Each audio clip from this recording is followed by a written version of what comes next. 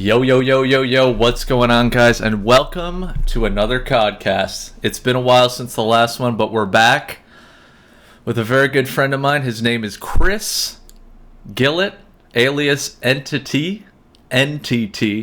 You may know him from The Doctors. You may know him from Team EG, COD 4. He was great friend and teammate of mine. Great guy. He's got a very robust history in CS as well as COD, obviously, you know, being on EG. So we're just going to go through it. We're going to talk COD, we're going to talk CS, and I'm hoping to get his thoughts on esports. He's got a pretty cool post-gaming story, too. Hoping to get into that a little bit. So, yeah, that's about it for an intro. He's a good guy, and please welcome Chris Entity Gillett. My man. Welcome to the cast, brother. Hey, thanks so much for having me, my man. I appreciate you coming on. I know you're a busy guy. You're a West Coast LA guy now, so Big time Hollywood over here. Yep. I know that. So, no real structure to this cast, but what I like to do with all the guests is kind of go through their competitive history and kind of map out a road to glory, if you will. Probably not the best name for it, but I love it. I mentioned in the brief little intro blurb that you started in CS, and I know you got to a pretty high level in CS before you even played any COD. Is that right? Am I wrong about that? Yeah. CS is where I started. Super young. Like, I remember, I did the normal stuff where I was like competing in like youth sports and everything. And I think the moment that I got a computer and I found like StarCraft and Counter-Strike and stuff, it was like that was over, you know. Two of the classics, man. I still remember vividly when I discovered both Counter-Strike and StarCraft, and I think we could both agree those things suck you in. Like there was never like, I've never felt anything quite like when I first discovered those two games. I think it was the true PvP stuff that the first time that I felt it, you know? Like, yeah, that's true. I'd played like consoles and stuff growing up. Yeah. And maybe that first taste was like the first like FPS taste was like Doom 2. Oh, I would that's play right. that as a real young pup. And I remember my parents were like super concerned. They're like, what did we do? Like, I remember we had this like old computer and it wouldn't even run Doom 2, so we took it to the computer shop and they made like a bootable like 5.5 inch floppy. Oh wow. So it would like override Windows. I'd go in there, turn on all the lights, get all the guns, just have a frag fest. That is some classic stuff. Did you play any online Doom? No. I had like the worst internet in the world. It was like, I think it connected at like 14.4K at the time of like 56K. Wow, holy. So it was like, I remember in StarCraft, it was always like the red bar on. Oh man. It was like 5 bars. Feels like, bad, people dude. would like barely play against me. Ugh. But yeah, like up until that point, like the only PvP I experienced, I think it was like GoldenEye. I was gonna say GoldenEye is like the one before Counter-Strike that I did. Which is like, yeah, it's so funny to think about because like you're sitting there with your friends and you got like the split screen. Yeah. And you know, like one of your friends is sitting in a corner with like a bunch of remote mines, just waiting until you like walk up to them, you know. Yeah. And you know, they had like auto aim. And, like, I mean, hey, we still use auto aim today, but I went back and I got my N64 from my mom's house like last week, and I brought it to my place, and I was playing all the old games, including GoldenEye. Like me and Tabby played GoldenEye 1v1. Oh my god, it's like way worse than I even remember. Like I thought it was gonna be okay, but oh my god, that was a yikes. Well, it's like the way you remember games looking. It's not actually the case, right? Like if you go back, it's like there were literally boxes with like photos on their heads. You're talking to a guy who still plays EverQuest to this day, man. I actually don't mind the graphics, but that's another story. How many edges we got on those fingers? That's all. You know, I actually looked at the poly count for the hands on the ogre model, and I think it's like less than. I think I said 6 jokingly to you last week. I think it's 4 in reality. I think it's just a cube hand. Cube? Yeah. Just like a full cube hand? Full cube hand. Yeah. No fingers or anything. I think I remember that in like Final Fantasy VII too. You played that, right? Didn't play it. No, I played. Didn't play it? 9 is the only one I played, but I heard 7's the best. 7 was great, but yeah, I distinctly remember the main character being almost a cube, and then you'd watch those like sick cut cinematics, and you're like, okay, it's all right, it's all right. And then you go back to the cube hands. You go back to those cubes, and you can just imagine what it feels like to be the real thing. My God. So yeah. So back to the CS, just so we're on track. Yeah, we got a little right, off right. there, Chris. Yeah, we like to stay on the path to glory here. So there's no Right, there's no path to glory in the glory. cube. Yeah, so I started playing CS around, I think I was like 12 or 13. So I was like pretty young. So what year would that but be? I got into. Is that 90? Did CS release in 99? I don't remember. Something like that. Okay, let's just say 99. Yeah, it was around that time, like 99, 2000. And I got super into it. And but everyone thought I was a cheater. You know how it goes when you're real young. Yep, dude, I have my own stories. Yep. So I had to prove myself on LAN. I remember there was a team that wanted to. They were pretty good. It was like this Northwest team, and but I had to go to this LAN in Portland, and I was like 13 or 14, and I remember having to convince like Wow. my mom to like take me down there. So we like went down there for the weekend and played, and yeah, it was pretty awesome. It's pretty. But yeah, from there it was like, yeah, I played on that team for a while. They were like a Cal Invite team. Wow. They were So called wait. So how quickly did you get into like the competitive side? Because I had like a pub era of CS where I just, you're in there with the like the bottom dwellers in the pubs for a while. Okay, yeah. There was definitely that period. I kind of glossed over that. I'm trying to get to that path to glory. It's okay, man. The path is robust. You got to include. Okay, all right. There was definitely that era of the pub stomping. I remember when I first got Half-Life. That was the first FPS game that was mouse look. But I didn't even for me, and I didn't even know what that was. So I remember I was playing like Half-Life single player, and I thought I was like having to aim up and down with like page up, page down. Oh my God. So you can imagine how painful that was. Yeah. And I didn't know about graphics cards either. So I was playing on software mode, which was like 10 FPS. And I had like a decent graphics card in my computer, but I didn't know shit about it. Yeah. And so there was an era where I was pubbing it up. I was rocking that TMP, and I was sitting in the corner On Dust 1? On Dust 1. It was I got the it. I don't know which bomb site it is. The one where you come out of spawn, you go to the right. Yeah. I don't know if it's A or B. And those double doors, I'd hide right in that corner. Oh, and that's a great spot. a great spot. I don't know if you remember, but there was a spot on that same site you're talking about. On the back box of the site to the right, there's a little patch of dirt that would rise you up enough for you to be able to jump on top of the back box. Not many people knew about that in the pubs, and I would surprise a lot of people in that spot. You're a damn camper. Yeah, you camping fucker. Yeah. Yeah, so there was definitely that era. And what was it? I can't remember. I think I met somebody through a pub. I think that's what it was. It was a clan called RTD ? Ready to Die. And, What a name. What a name. I thought it was so sick at the time. And they were like a couple college dudes that went to UW, which is like a local college in Seattle. And they were playing in like leagues and stuff. I think it was maybe OGL at the time. Oh, damn. And just like slowly through that, like I played for that team for a little bit, and we played a couple matches. and that's where I learned about like IRC, which opens up like a big world, right? Because like at that time there were like all these different teams had different channels, and there's this whole like kind of underground community that you wouldn't know about on first glance.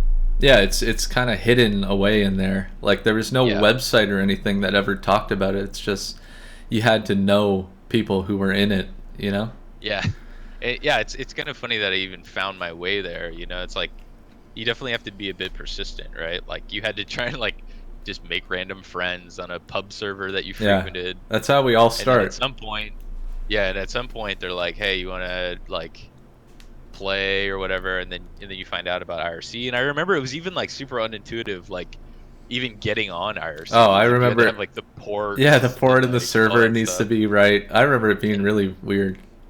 Khalid Mardum Bey was waiting for you on the Oh home my god, page. Khaled Mardam Bay, that's a throwback. Holy shit. Yeah. So IRC was good, man. It seems like, I mean, I don't know, like maybe people use Discord as like a scrim finding thing Yeah, I now. think Discord's a I don't pretty know. good They were doing that. substitute. But there was a long time when there was kind of nothing in between. Yeah. Yeah, I always found that kind of weird. Is like, how do all these CS teams like find scrims and stuff? But I guess you just like message each other Yeah. or whatnot.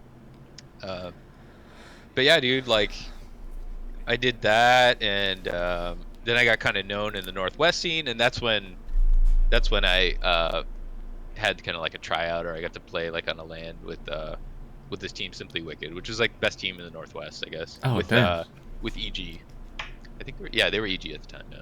Simply Wicked And was like Simply Wicked, evil SW. evil geniuses? Evil Geniuses were the other team that they were like Vancouver based. Oh. So who was Yeah. on Simply Wicked? Do you remember? Yeah, there was a, let's see who it was. It was like me, a guy named Cripple, Hmm. Street Shark, Wow. Insane G, and Midway, Trevor Schmidt. Holy shit. Oh my Yeah. god, wow. That's insane. Yeah. I can't believe you remember the whole roster. Aside I from got the Midway, elephant did bro. any of those players like go on to do anything? Yeah, Cripple went on to play for Rival, um, like a pretty good version of Rival, and I think he played for TSG for a little while too. He was a pretty good player. Um, I think that was around 2003-ish or something like that. Oh Yeah. wow. But the rest of the guys, I think they just kind of like faded out from the game after a while. Yeah. They were a bit older than me, so as it tends to do, especially at that time, it's like you kind of just gotta move on at some Yeah, point. yeah, exactly. Yeah, but they were good guys, man. We had fun. Like I remember I did my first like boot camp because uh, Midway owned a land center at the time with Wow. like his dad in Portland, and I remember we went there and we practiced for like CPL before, and we went to CPL summer 2001, 2002, 2002.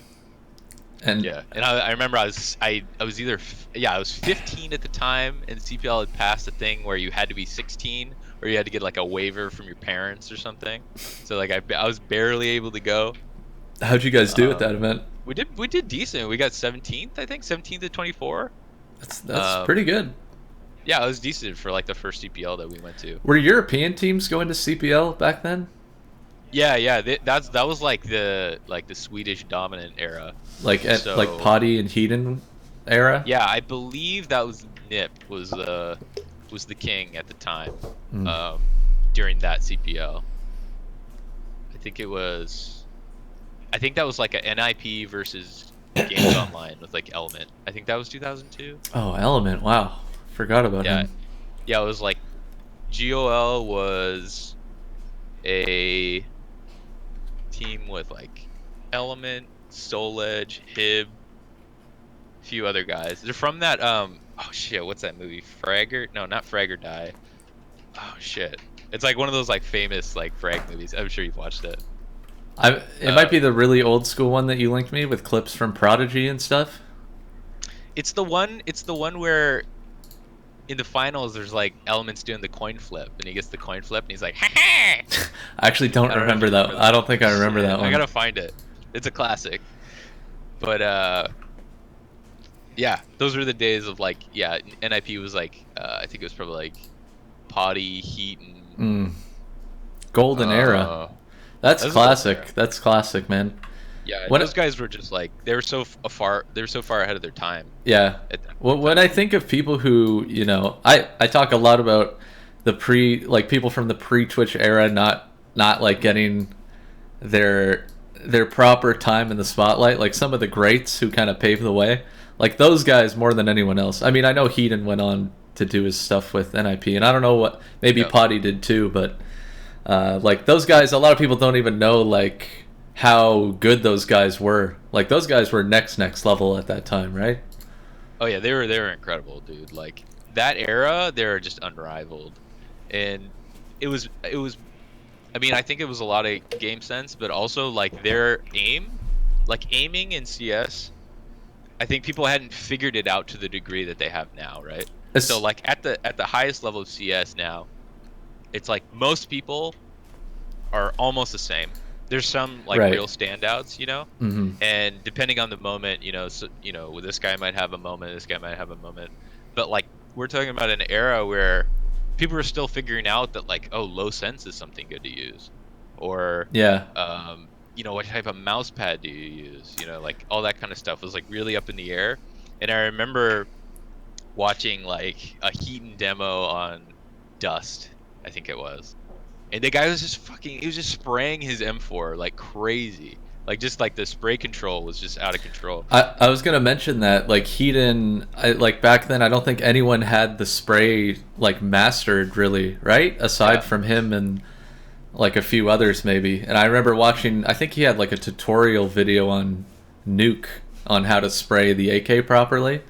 And as a guy who, I always played CS like as a secondary game. I only really got into CS after I got into COD. I would just play for fun. Trying to spray the AK in 1.6, like I don't know if people realize how difficult that was. It is a lot harder than it is in CSGO, right? I'm not like incorrect in that. Yeah, it definitely is. The kind of like the standard procedure for Go now is basically you just spray until they die, because it's like it's controllable enough. You know, maybe at range you do like some taps or like a burst, but generally speaking, it's like the recoil is controllable enough to where you just let them have it. Until they crumple. But yeah, you couldn't really get away with that in 1.6. There's a bit more like varied shooting styles. Yeah, I was all about the tap with the AK because. Oh, dude, I love the tap. Oh, I know you're all about the tap. If I was spraying with the AK, if the guy was not very close to me, and I shot 3 bullets with the AK, it's over, man. I'm dead. In the ground. I would continue my spray like wildly with no success. I'd go all in with the spray. Absolutely. This is how I go down. I was never the best 1.6 guy. Well, it's hard, but you know that was something that was really amazing about that shooting formula, is that there was so much room for depth. Yeah. You know. Yeah. And you'd see people, and they had different flavors of the way that they did things, and I thought that was really strong. I think watching, I don't know how much of Nothing, like the Jordan Gilbert Nothing you watched, like towards the end of 1.6. I thought him especially. I mean, I didn't watch anyone else in the scene, so maybe I know Forrest was also insane, but those guys, like, you want to talk about mastered spray control and stuff. Those guys took it to a next level. Like, they made it look so easy, too. Like, the way their movement around the map, like, that shit was hard. Like, train movement especially. I distinctly remember, probably Nothing, and like Forrest was always that guy to me. Forrest was insane, man. I mean, you remember this. Watch that guy play. Yeah, and it was just like, it looked so smooth, you know. And then you know what it feels like to be in there, and it's not that at all. Yeah, exactly, right? Like he makes it look like it's like, well, he's just going and he's clicking on heads, but like try doing that in 1.6. It's so hard. Yeah. And I kind of, now that we're talking about this, I kind of wish that CS:GO was a little bit closer to 1.6 in terms of how hard it is to like shoot people and stuff. Or I don't know. Yeah.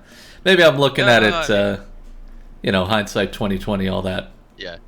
I mean, I've got the nostalgia in me, and I only competed in 1.6. I didn't compete in Go, but I feel like they lost something there. Hmm. I think it's like it's a bunch of things that kind of culminated into it, like the shooting not being as appreciable.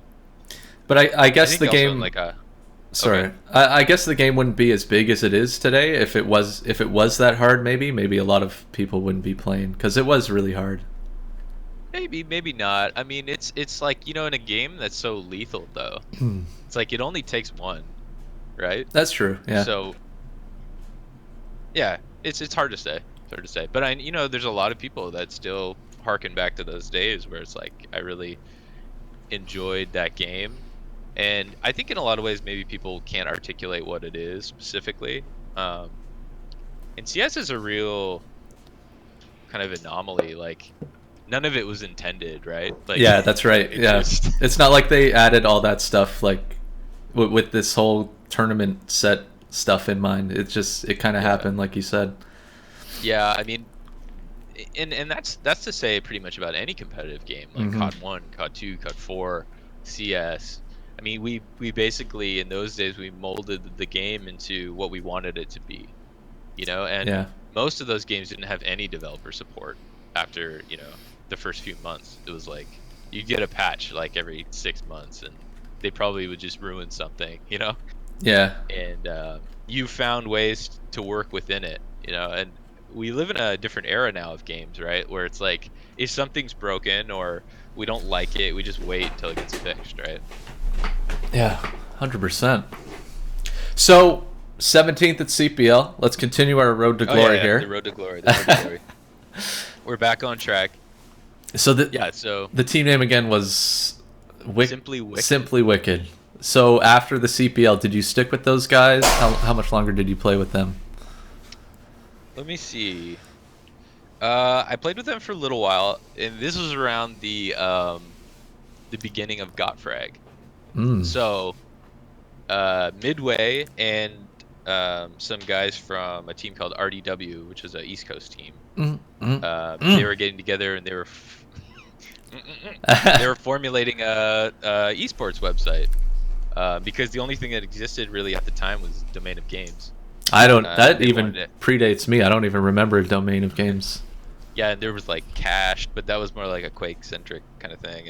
And yeah, so they were gonna put together like a mostly CS dedicated website in the beginning, if I remember correctly, and so they called it Godfrag, and I got to know those guys that were working with Trevor, and I started just I think the team had dissolved, or I think people just went their own ways, and I started just kind of pugging and playing with some of the RDW guys, and they were a pretty established team at that point too. Like they had done really well at the prior CPLs. I don't know if it was that one or 2001, but they had gotten,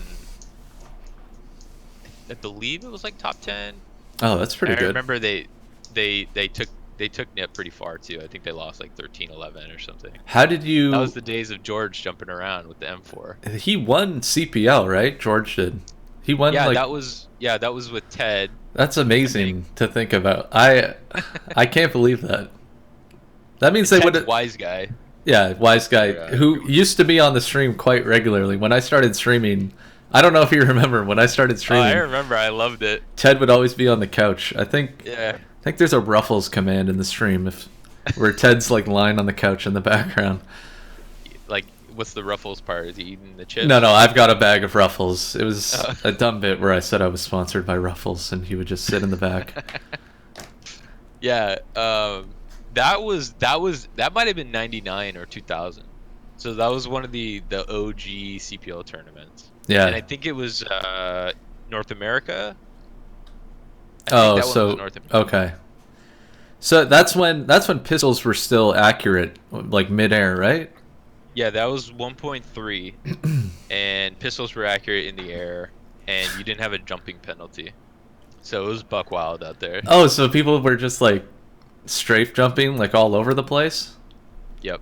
That's amazing. I would have. It was wild. I gotta see some footage from that era. I've seen some like old clips, but I would have loved to like watch the finals match and just see what kind of stuff was going on there. Yeah, I mean, you weren't accurate with like rifles, but you can imagine like jumping Deegs were pretty terrifying. That's like what nightmares are made of.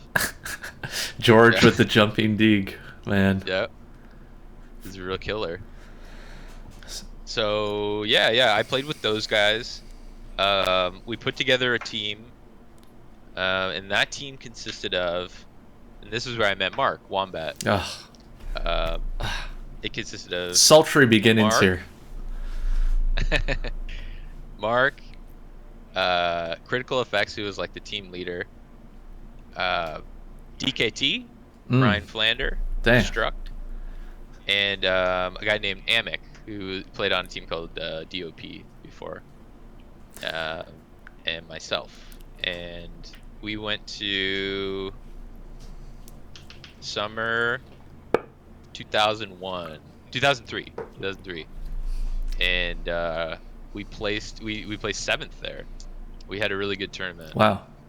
What was Team 3D and Complexity around at this time, or is this before that? I think 3D was around, but it was the early incarnation of 3D, so it had DeBears and Jaden on it. So oh wow. Rambo, Bullseye.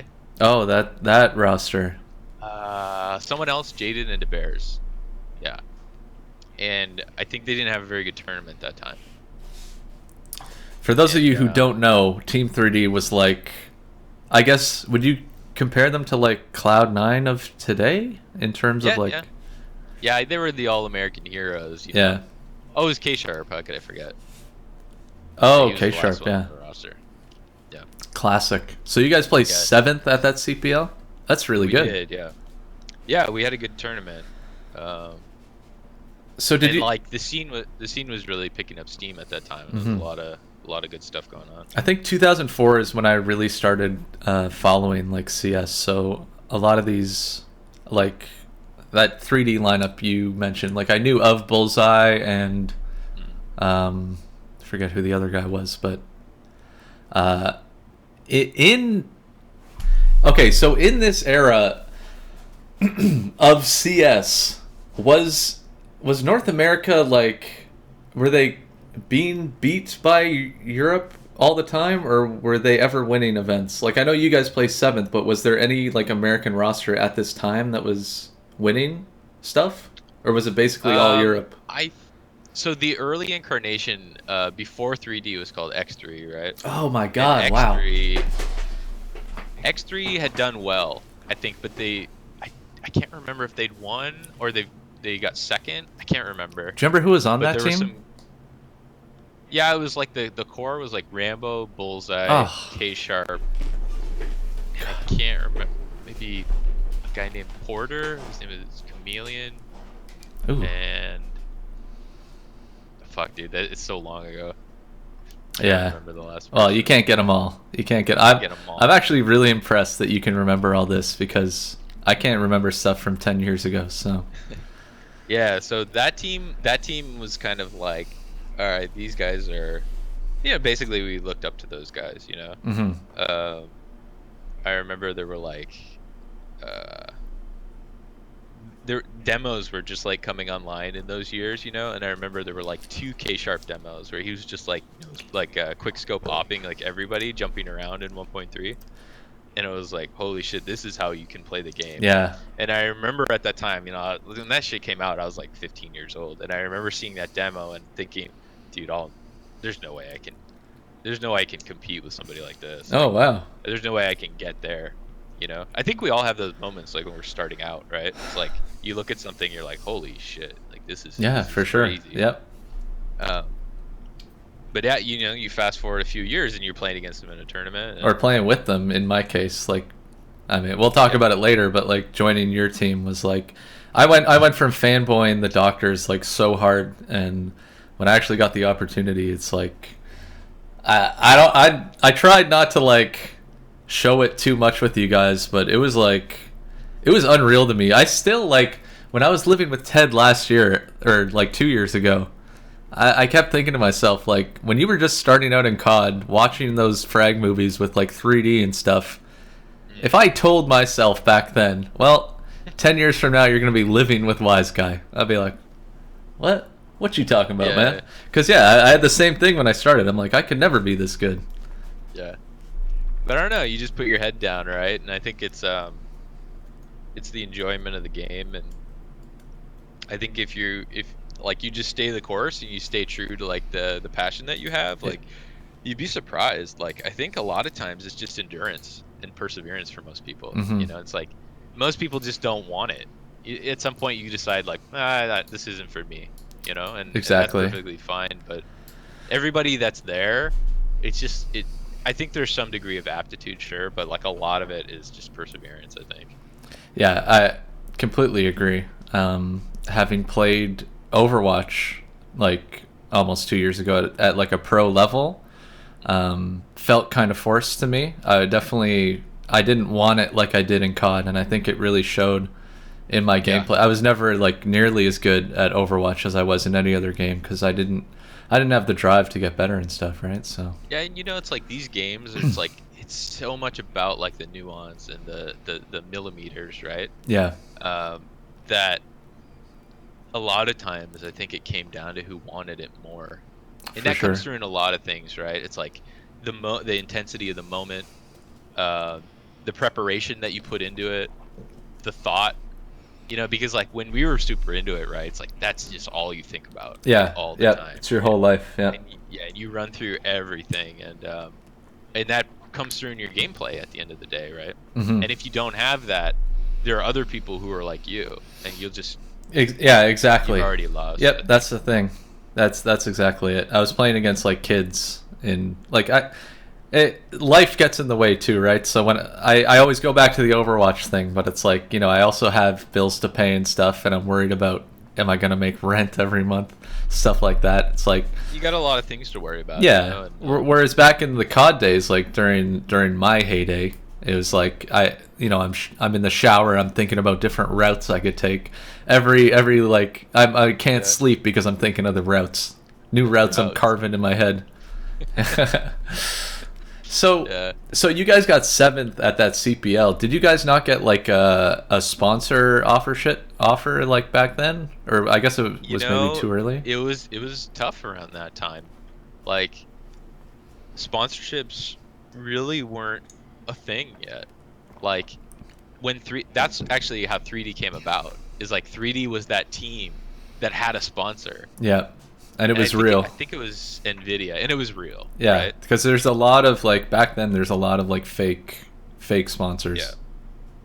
And so a lot of that at that time was just about the love of the game. To be honest, it's like love that you'd play just to compete, and the money that you made from that tournament, you'd use it on another plane ticket to go to the next tournament.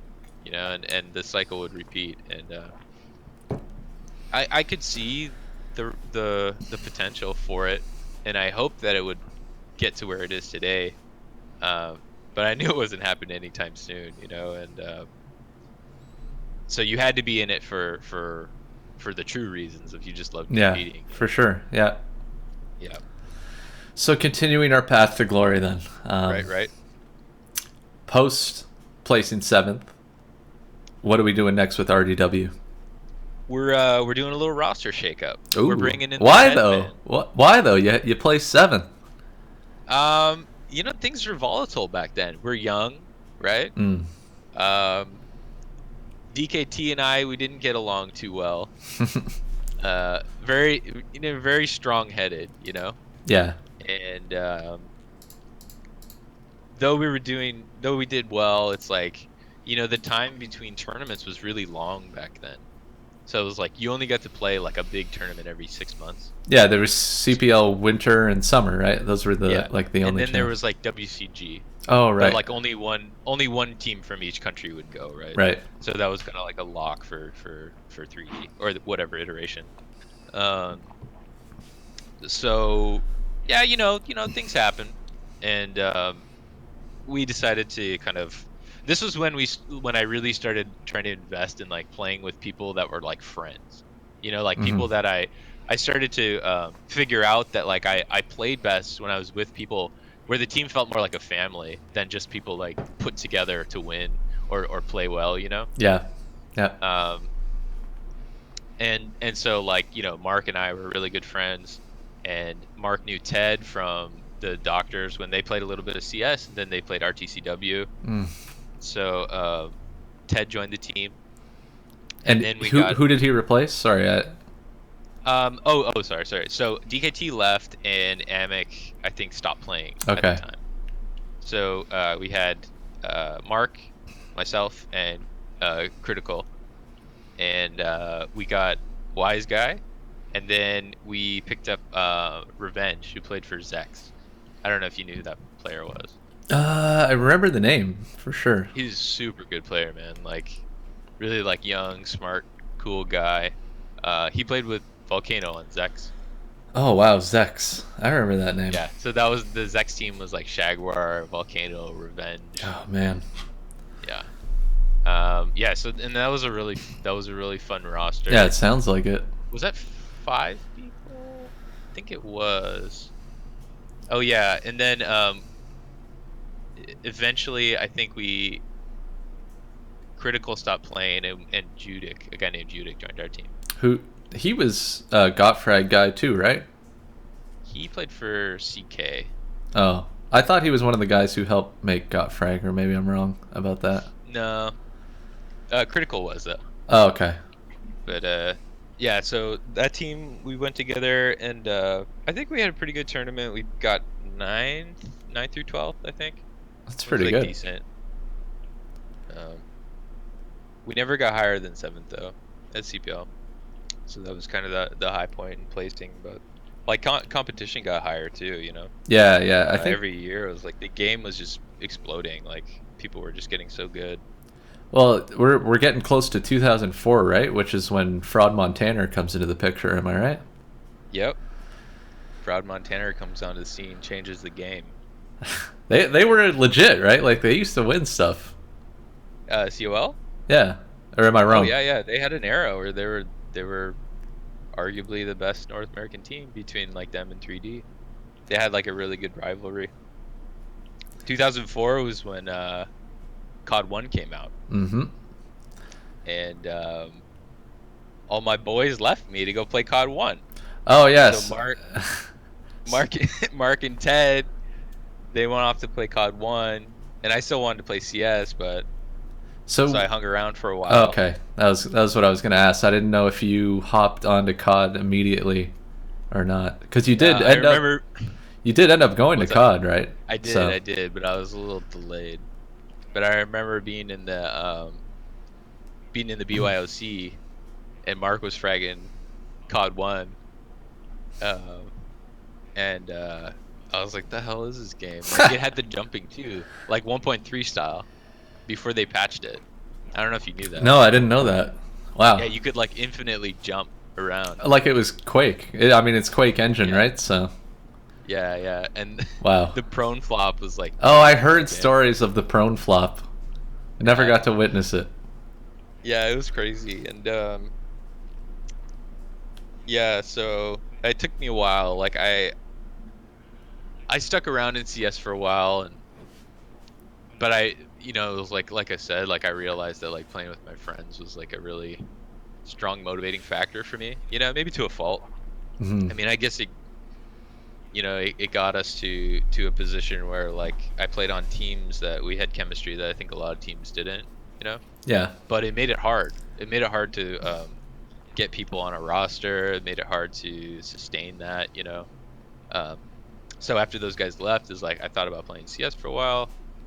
But then I picked up COD, and I was like, wow, this game is actually really fun. And so Mark and Ted had gone to COD, and were they immediately Team 3D? Because they were, or did they play under a different name first? So Mark played for ZFZ for just a little period. That's where I think he met Angelo. Oh, okay. And they went to that tournament that was a bust, the CXG, I think. In Vegas, right? In Vegas, yeah. Ooh, yikes. That was like the first COD tournament, Oh and it man. like didn't happen. I remember. So they flew to the Uh, event and it just didn't. yep. Oh my Yep. god. Wow. Yeah. If that happened Uh, today, like, man, the shitstorm. Like people didn't yeah. even know about It was this. just, yeah. It was just a tournament that was like, it was like, oh, we're gonna be like the CPL, but it's like a different one. And it was this dude called Recon, I think it was his name, and um, he hosted like this big tournament, and everyone showed up for like CS and COD, and there were like, I think there were like no computers, or like it was really bad. Yikes. So Yeah, I remember a video of like EG's Counter Strike team. They had like gone to the event and they were just like in the parking lot, like really sad that nothing was happening. yeah, and a lot of those guys were like paying their own money at the time. Yeah. It was like young guys Yeah, too. yeah. There's probably a bunch of teams that paid their Yeah, own money to go there. God, yeah, that's a yikes. yeah. So, but shortly after that, they joined 3D as the COD team. Hmm. And just a little bit after that, I was like, "Hey guys, I want to play too." But they already had a full roster, so I joined as like a backup. Yeah, I remember you on the Like on the 3D secretly. website. I like I said was a big 3D fanboy, and I remember seeing your name on the website, and I was like, Oh yeah, dude, these guys are all gods. Yeah. yeah. They already had like a really solid roster, and at the time I thought I'd be okay with it. But like like the CPL tournament got announced, and I was like, man, I'd really like to, play.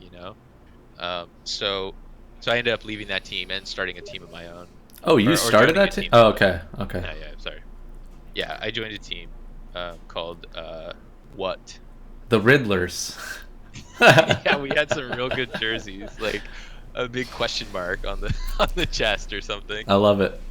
Yeah. So, And we were a pretty good team. We were a pretty good team in practice, but when it came to the tournament, we kind of fell apart, and that was too bad. That was probably I think the low point in like my gaming, like competitive gaming experience. Is like you train really hard, you practice with these guys, and when the time comes, it just doesn't happen. what was the roster for that team? That team was myself, Judic, In Mojo, uh, Brian. DKT? No, no. Oh. His name was actually, his alias was actually Brian. Oh, He wow. played on a team called starts with an A, Affliction, and Nerve, Jesse Daly. Ah, damn. Yeah. Wait, was that 6 players? It was 6v6 back then, right? 6, yeah. Hmm. Oh, and Rage. Ah, okay. Is that the same as 5-star Rage? Do you know? I don't think so. Okay. Damn. Yeah. So what did you guys? You guys didn't have a great CPL. I heard stories, but I didn't. We didn't have a great one. I think we got somewhere in the teens. Mm. Somewhere in the teens. Yeah. But it was disappointing. And COD 1 was a really good game. So fun, man. Yeah, it was so fun. Like it was so different, and like I loved the way it looked even at the time. Yep. Like there was something about like the Quake 3 engine, and it was like it had that like how everyone turns their graphics down in Quake 3. Yeah, You yeah. could do that in COD, and there was like this like really nice simplistic feeling to the game that I really liked. Yep. And it was like the advent of like ADS, and it was such a bizarre concept to me, like Hmm. I remember it being very difficult for me to transition from CS to COD. I because can it was imagine. like, Yeah. yeah, it was like you can't move when you're in ADS, at least in that iteration, right? Like Yeah. you were like, it was almost like feet planted. So Hmm. it was very, and you were bad unscoped. So it was very like awkward to get used to. Yeah, yeah. You always had to be anticipating that you're gonna need to ADS at some point. And then like and- throwing in the leaning as well. Like that's a Yeah. whole new thing too. Yeah, I was like, what do I even put my lean keys? Yeah, yeah. I Crazy. when you have to add like extra hotkeys, I always it hurts my brain. I'm like, I just need it to be simple, Get these lean keys out of here. Yeah, I mean it's a cool mechanic for sure. Like Yeah, it was I think awesome. What leans do is that in a game that's that has less utility for clearing angles and attacking bomb sites. It gives you an ability to fight someone that's holding an angle. So, like for instance, like if you didn't have lean in COD 1, especially because there was no sprint, if there's a sniper holding an angle, what do? You know, like you throw a pre-nade. Yeah, you don't have exactly. a lot of tools to get them out of there. So what lean did is, in a game that only had nades, basically, I think COD 1 only had nades, it was like another tool for assaulting somewhere. But again, I don't even think that was... We talked about how, you know, developers don't even think about this stuff. I wonder if that was even thought of, like the fact that there's no utility and we have to add a way to peek. It probably wasn't. No. Yeah, definitely not. Dude, I mean, honestly, most competitive games are just like, they've been naturally selected by just being the best of the bunch.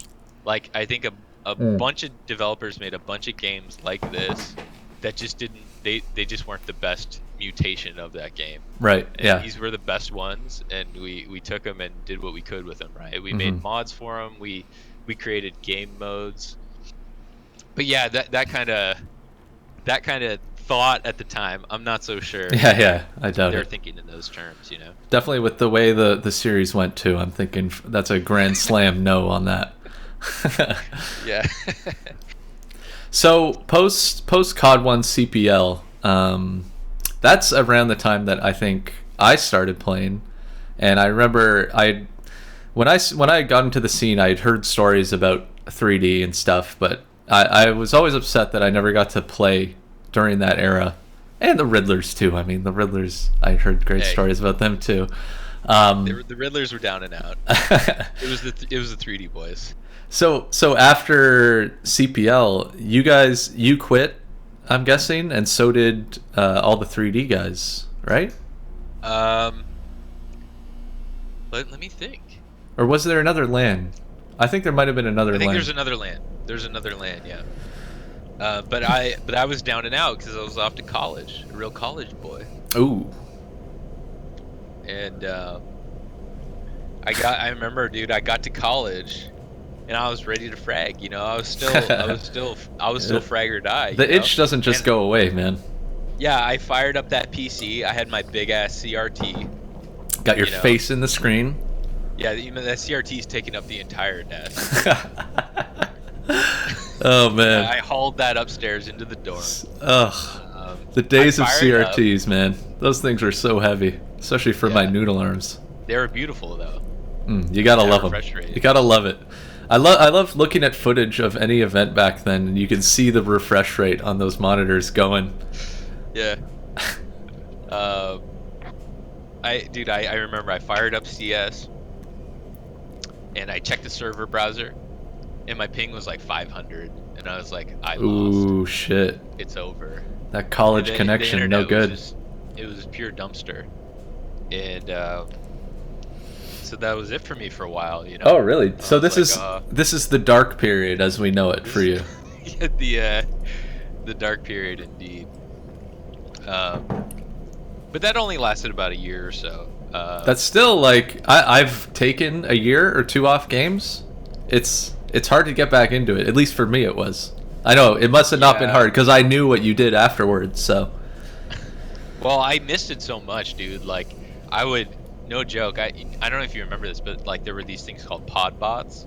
It was like the first iteration of being able to play bots. Why is that so familiar? Yes.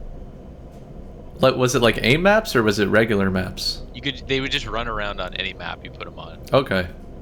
It's in my dorm because I had no other way of playing. You just frag load those pod bots up, and I just frag them. You know, like I would just keep the aim sharp. You know. You gotta keep it fresh. On Aztec, let them have it. Oh, but I did forget one story about when I first got to college. I went to that server browser, and I had 500 ping, right? Then I switch over to the LAN tab, and there's one server, and it's WSU like Counter-Strike LAN server, and I'm like, oh thank God, there's like somewhere where I can play, you know.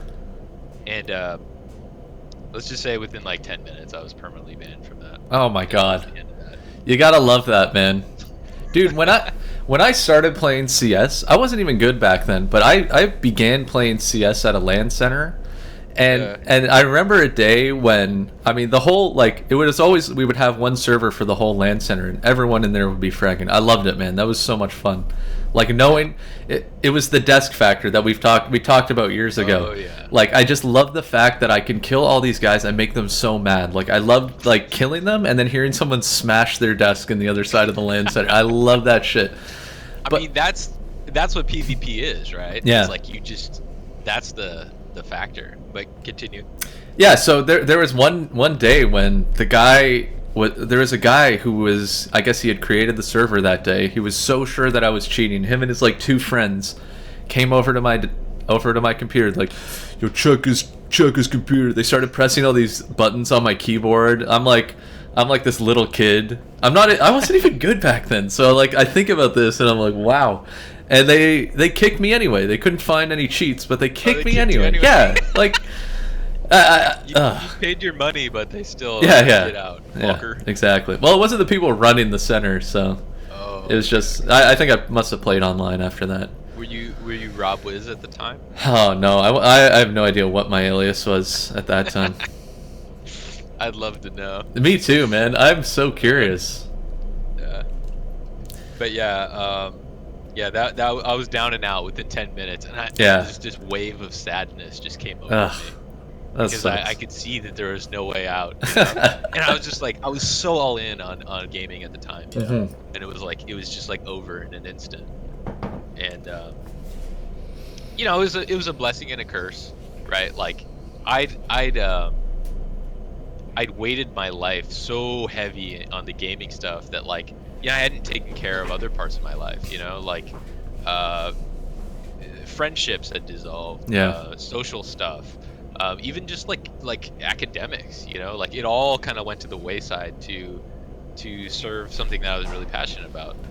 And you know, being away for a little while, it gave me time to kind of like round myself out a little bit, you know. You're living in a dorm with a bunch of people, you're sharing a room with somebody you've never met, everyone's in the same situation, right? So it was really good in that capacity, but I still miss the hell out of gaming, you know.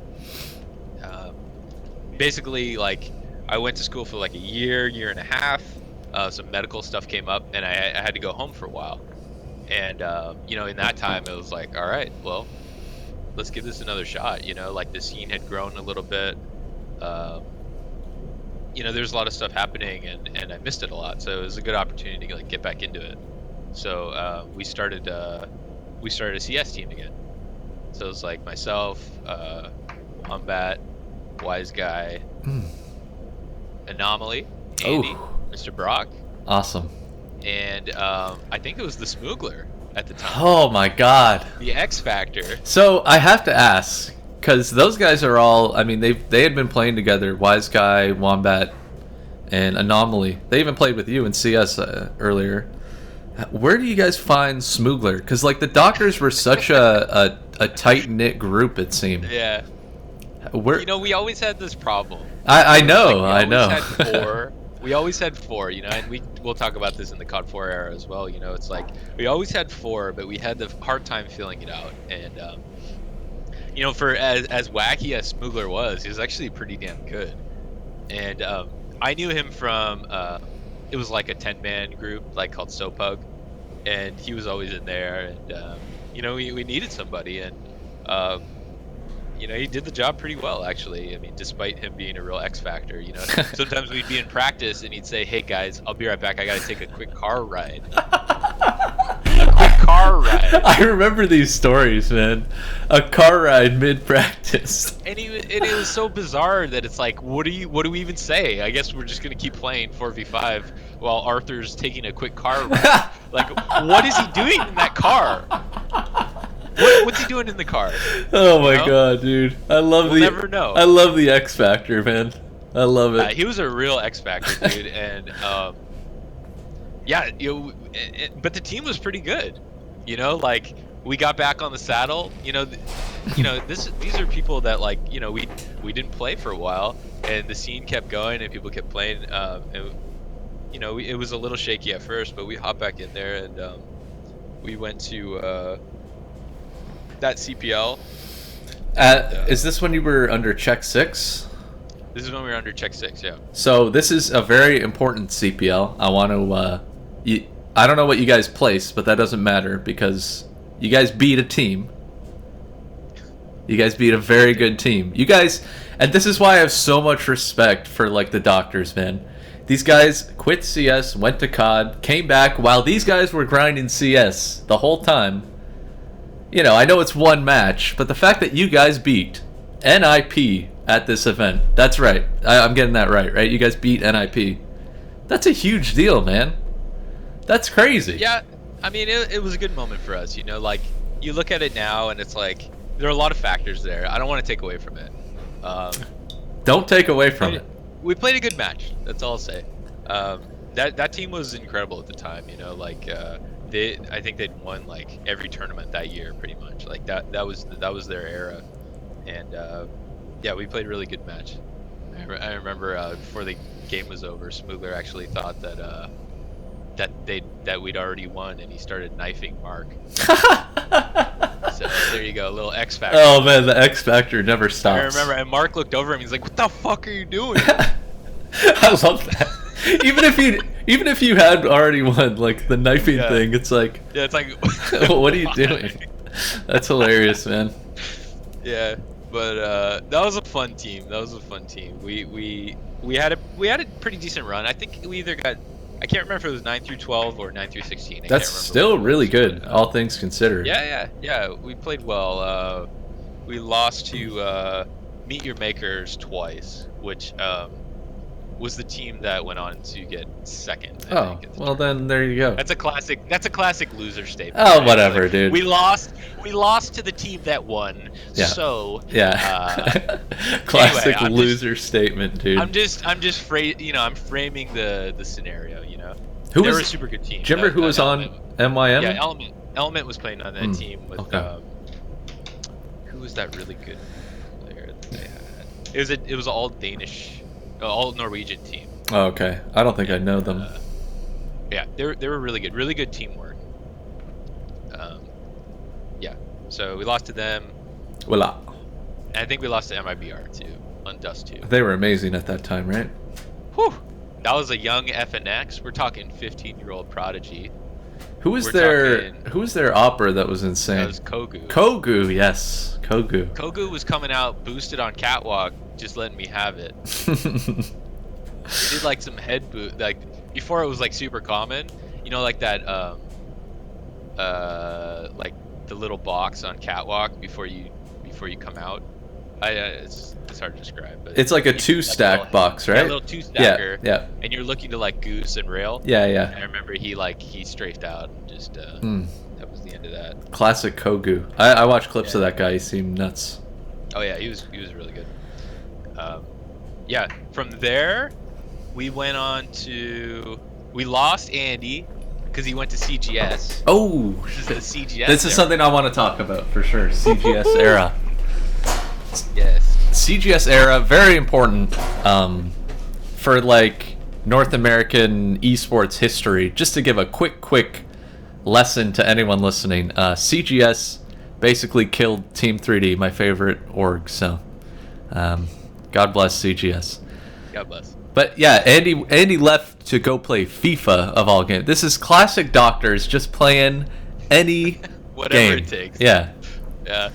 Yeah, Andy, we had gone to a tournament, Buy.com land in Anaheim,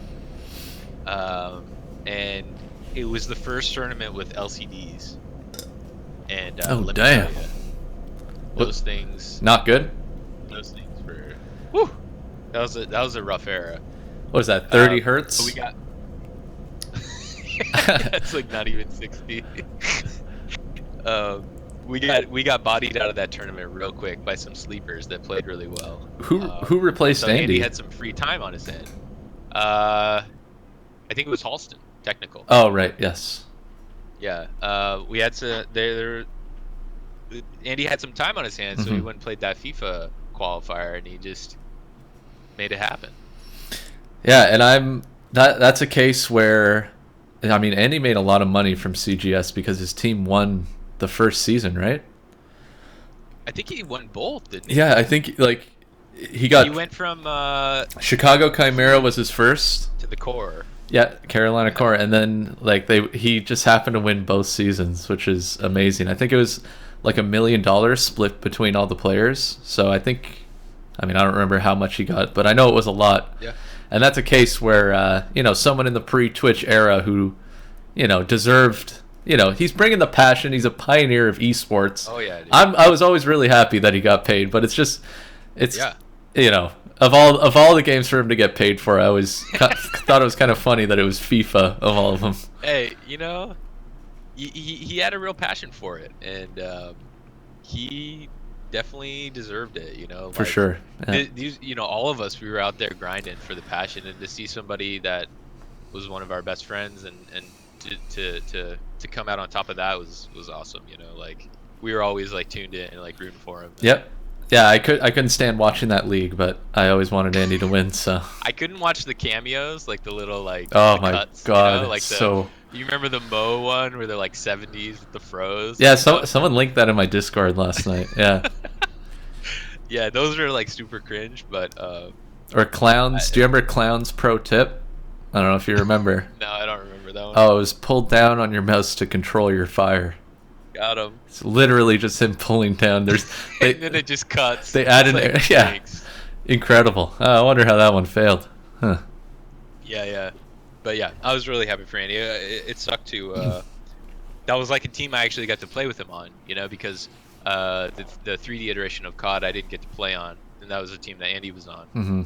And then we finally got to play together on in CS, but I understood. Should we continue the road to glory here? Let's take a little segue. I think we continue the road to glory 100%. All right. From there, we picked up a couple players in technical and physics. They were both Canadian, and there was an ESWC tournament coming up, and that was like nation based, right? But I think you could play for a nation with 3 if you had 3 out of the 5 that were from that nation. So we were going to play as the Canadian team for CS. So we went to those qualifiers and we won that, and that was a really awesome opportunity to be able to go down to Paris and be the Canadian representative for that tournament. Did you guys have to beat Evil Geniuses to qualify for that? Who was the other Canadian team? What was there? There were a few. EG was actually, they were like fully in on CGS at the time. Were they? So, I thought EG was not into CGS. Am I? Yeah. Those guys went and played for. Oh, that's right. Yes, you're right. Yep. I forget what team they were on, but yep. Yeah. So there were a few teams. I can't remember the name specifically. But yeah. You guys went to Morton's Gaming Emporium, right? Yeah. It's funny. I played there. One of my first like LAN experiences was at that place. Really? Yeah, like I just went there for fun. It was me and like a bunch of people from like the Toronto COD community decided to meet up at Morton's, and I showed up. Those desks, man, were a yikes. Holy shit. Yeah. The desks. You remember the we desks? actually went to the. Do you know what we did? I know, but tell the story. All right. We showed up and the desks were like there was like no spot for the keyboard. It was like the most bizarre thing I'd ever seen. And we ended up going to the hardware store and getting like pieces of wood that were like cut to the so ridiculous, man. of the desk. We put the wood on the desk and we were good to go. So stupid. Yeah, Mort's was lit. It was It's so bad, man. I remember showing up and just being like, "Ugh, this sucks." Yeah, I mean it was early times. Yeah, I guess. Yeah, but yeah, that went well. That was a super fun trip, dude. I remember we had Vancilia. He went as our manager. Oh yeah. And we had a lot of fun on that trip. Yeah, because I had joined you guys like relatively shortly after, and I had heard so many great stories from that event. I was kind of jealous. Yeah. We that trip was super fun. We didn't. That was the first tournament I think I played that was group format. So we ended up getting 3rd in our group, so we didn't advance. So it was Fnatic and Emulate over us, who was a French team. had like MSX and a few other players. And was Fnatic But yeah, the best team at this time? Fnatic was their. No, they hadn't been like that dominant team yet. But Forrest They were, was like, on on the the team, rise. right? Forrest was on them, yeah. And he was knifed the Mark? team. He knifed Dan. Oh, Dan, he knifed Dan. That's right. He gave him the bunny hop knife. On Nuke, correct? On Nuke. Yes. Yeah, he was hiding behind the squeaky door. And Forrest just let him have it. Dude, 12 years later, he still talks to me about that. We had to mention it, right? Oh, 100%. I hope he hears this. Yeah. Yeah. So those games went okay, but we just didn't win, and there were a bunch of other teams in the group that we ended up doing all right against. But got to be top 2, right? Yeah. So. I mean, that sounds like that sounds like a really tough group that you guys were in. Yeah, it was a tough group. That tournament ended up being that was a really fun finals to watch. That was MIBR versus Pentagram, which was the Virtus Pro roster With Neo, right? with Neo, Taz, Cuban, Lord B, Oh, Lord B, dude. and probably Luke? Yep, Yeah. Luke. I know because of the tossbot clip, man. Oh yeah. Commands And to then- decimate the incoming Swedes. Yeah, and the MIBR roster was FNX, Knack, Bit1, Kogu, and Bruno. You like that brain? Dude, I was just gonna say the elephant brain is getting work today. Watch out, Thorin. Oh shit. I can't believe dude, I mean you've always had an insane memory, but god damn. Yeah, that was a good game, man. That was actually one of the first tournaments that I watched where they had like a real almost like stadium setup. So like the finals was in a spot with like a huge crowd, and I remember the noise in there was like, it was like, oh shit, this is what like esports could be. Yeah. Because up until that point, most of the CPL tournaments were like, it was just the people that were watching from the tournament were just people that competed. Right. Yeah. Or participated in the BYOC, and there was always like a good viewership online, right? But that was before streaming existed. Mm-hmm. That was when only HLTV existed. So like you'd get like maybe like 30K people on HLTV, which is still pretty That's cool to see. pretty like, that amazing, many yeah. People Yep. logged in to CS. They found the IP. They're on the server watching. I mean, it was still pretty exciting. But to see it in person was like, wow, this is what it could be. Yeah, that's really cool. Yeah. So that was super fun. So staying on the road to glory here. Yeah. We're almost there. You don't want to go too much off road. You got to stay on the main road. So what happened after the after that event with Dan and Halston? I think CS was dead, or like at least in America, it was dying. Because CGS had kind of like took all the the community. Right. Yeah. Yeah, and so like the European scene continued, right? Like there were a few more years of like really good stuff, like the Pentagrams, the Fanatics, the SKs, the Navi. Like Navi wasn't even around yet, right? So that continued for a few years after, but like in America, like it was dead, and the only thing left was Source. Yikes. And then CGS died after season 2, and CS was just dead. Yeah. Like the game. It was just in limbo. died. Yeah. Yeah. So they not only did they like engulf the scene, but then they just left it in shambles. Yeah. So basically from there, it's like we were kind of just chilling for a while. We were trying to find the next thing, as the doctors tend to do. I think this is when me and you met, or when I met the doctors and stuff.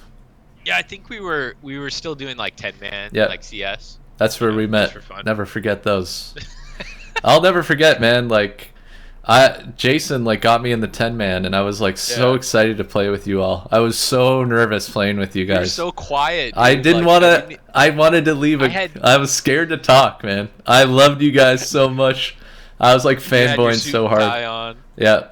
Yeah, I remember playing with you, and like You wouldn't say anything. I had no idea what you looked like. Oh, it was a complete mystery. You had an idea of what I look like, though, right? You thought I was some did. guy with long hair or something, right? You thought You sounded like a grown adult man because you do that bit. You know the bit. I don't remember which bit. There's so many bits. It was the take your shirt off. Oh, okay, that bit. Yeah. Okay. I guess I should clarify for the chat. There used to be a site called Stickcam. Actually, in this day and age, I really shouldn't talk about this bit, I think. Let's just skip. Maybe not. Let's just skip. Move on. We'll skip. We'll move on. Piece it together, right? Piece it together, guys. You were a living bit at that time. Like I didn't know still who am, Rob dude. was, I still am. Yeah, it's true. It's true. So I didn't know who you were, and slowly but surely we became friends, and I cut through the bits, and you became one of my best friends. Real shit. So, real shit. So, from there, I think TF2 came out. Yep. Right? Yep.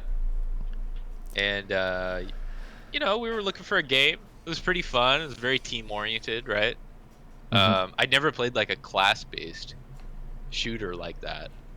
It was funny too because like TF2 kind of came out of nowhere, Like I didn't really play TFC. Yeah. I didn't even know that Valve was working on that. And it came out and it was pretty cool. It was like, oh, this is like a unique art style. Like this game plays very differently than something like CS or COD. Yeah, I love TF2. It was a lot of fun. It was pretty fun. And a really good game for that team, the Doctors, because you have players like Mark, who's like an insane Quake player. Yeah. Who just watching him soldier, I'll never forget it, man. I could not believe how good, as a guy who, I'm a decent FPS player, but any game with projectiles, I was never that good at, and I don't know how Mark could always consistently hit direct rockets. Yeah, he was nuts, dude. He's insane, man. Him playing soldier was just crazy. That team was really cool to see everyone fit into their roles. I was kind of sad I had to play medic, to be honest. I really don't like that aspect. Yeah, it sucks. I don't like that aspect of games. Even in Overwatch, it's two people that are okay, to be on a team like that, you have to be competent to the same level as your teammates, right? To be successful. But you don't really get to do the things that they get to do, right? Mm-hmm. And it's just a weird thing that you get kind of. Yeah, I guess someone's got to do it, right? In TF2, it really sucked because there was no, at least in Overwatch, there are heroes where you can heal and do other stuff. I mean, aside from Mercy, kind of. But in TF2 with Medic, you're basically just sitting there healing the whole time, and then you could Uber charge a guy. Yeah. So the main skill there was organizing the team. Yeah. Map awareness. And kind of similar things to Overwatch, right? Being aware of what's going on and all that stuff. But we were pretty good though. We won I think we won every tournament we played, right? Yeah. I think we played a couple maybe a season or two of it was either CEVO or it was, I don't know which something. Main league was. Yeah, I forget what it was. That was fun though, and we played with George and stuff, Northman, the era of Vinny the Boss. Yeah, who else was on the team? It was me, you, Ted, George, Mark, North. Yeah. Yeah, it was a good team. Yeah, Andy was still in CGS, right? Getting that money. I think so, yeah. Getting that money.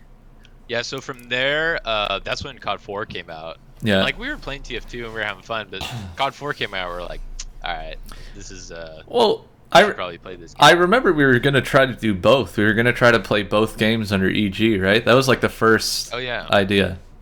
But probably would have spread ourselves too thin. COD 4 showed a lot of promise when it came out. I thought it was a really cool looking game. I mean, aside from the kill streaks and stuff. Yeah. I mean, it was another one of those things where it's shit, I haven't really seen this, especially a COD game in a long time, right? It'd been a while since COD 2, right? At least a couple of years. Yeah. And it is a different look, right? It wasn't World War II era. What else was going on? Oh, Sprint. That was a big one, right? Yeah, so and another was the ability to wallbang stuff. I thought was really cool. Oh yeah, that was pretty sweet.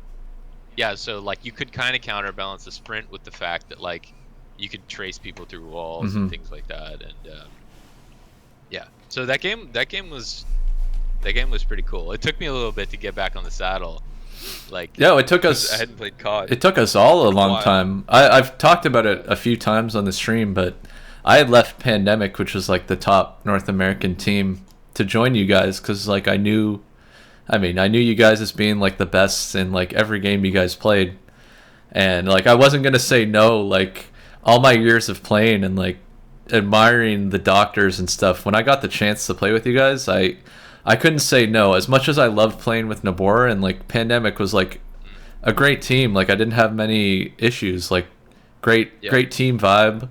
It was really hard leaving them, but I couldn't say no to you guys. And I mean, looking back, I'm glad I did for multiple reasons. For multiple But there's reasons. probably a period there where you're like, oh, Oh yeah. So when we Right. yeah no I remember very vividly like the first week we started scrimming, we were getting bodied by team. Like there's a player named Yeah. Enforcer in COD 2, and he was like, he played a lot, but his teams were never good, right? Like if you ever played Enforcer's team in a match, it was like, okay, free win. Like let's not even talk about it.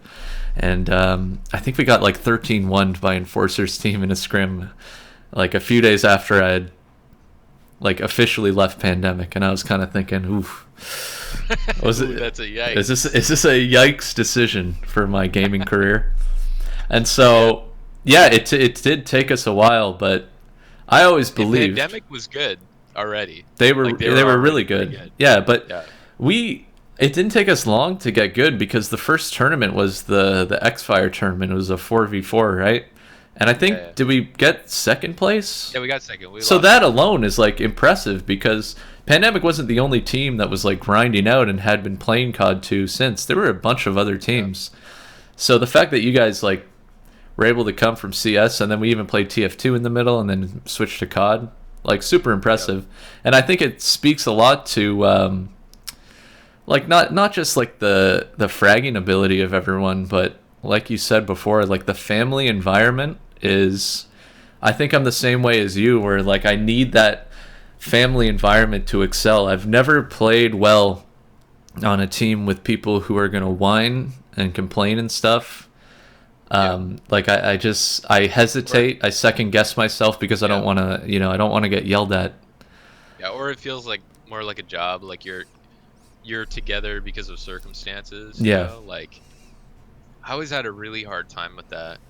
I always need to feel like a level of comfort that like, the people that I'm around, I trust them and they trust me. Exactly, yeah. And I think that's why the maybe doctors. that can happen. I think that's why the doctors were successful at every game they played. Like again, aside from Wombat just being an insane fragger, like you guys are all. I've yet to play with a team like the doctors. Like all my teams in CS and my brief time in Overwatch, I could never find a team that didn't fight, wasn't completely dysfunctional, and I can't do it, and my tolerance for like whiners and stuff has gone. It just goes down as I get older too. So Yeah, we had something really good. Like it was interesting. That's like I think we all respected each other enough that when something happened, it wasn't a blame thing. It was a collective. Like, how can we do this better? Because I think we all believed in each other's abilities, and so it was more like, what are we doing wrong collectively that we can do better? And that was always such a better approach, I think. Oh, it's the approach, and I think it's one of the reasons why like North Americans. I mean, this is a completely different topic altogether, but I think it's one of the reasons why North America doesn't have much success at like a pro level in CS. I mean, aside from the major like 2 weeks ago, I think there's a mentality that you just have to pick up the best fragger, and there's not much thought going into like how the team, like if people like each other and like respects each other or trusts each other and stuff. I feel like it's just let's pick up the best guy now, and there's not much consideration with like how people get along and stuff. Whereas you look at a team like VP, who like those guys are old and shit, and they still compete, and like their core has been together for a while. I think it's a really underrated thing. Yeah, and you gotta remember that, like, that kind of stuff, those relationships take a long time to build. It's like you can't expect, a bunch of players to just come together and it's gonna be like it was with another team, right? Like, Hmm. I think people have this misconception that it's just talent. You just jam them together. I mean, the same thing as like, you see this with like music, right? Like super groups or Oh, whatever. yeah, It's yeah. like it just never works because you haven't taken time to to build the chemistry, And Yeah. I mean, maybe we're even seeing that with like C9 now. It's like it's been a while since they got together, right? And maybe they've actually found that where it's like they're more a bit like family. I mean, from the outside perspective, it does. I It's think it feels a little bit like that. yeah. That's what I was about to say. The same thing. Kind of feels that way. Yeah, and that's hard, dude. Like, I Oh, mean, it's so hard. It's in our so in hard. our in our time, like it was easier to justify that because it's like, well, I'm doing this for the love of it, right? So I'm going to pick the circumstances that I want to for an ideal scenario for myself, right? But like, when money gets involved and your livelihood gets involved, sometimes that's not a reality, and uh, I don't know if I would have thrived in that environment. It's hard to say. Like I was never somebody that could just play with anybody. Yeah, same Uh, here. so, yeah, it's interesting to think about, because that's the way like professional sports go. That's the way this is going. It's like you do your job, and that's kind of what it is, right? Hmm. Uh, but I think you end up. It's probably the best case scenario, but I think you end up losing a bit when you do that. Yeah, Like when these teams draft players, for instance, like Overwatch League, or even dude.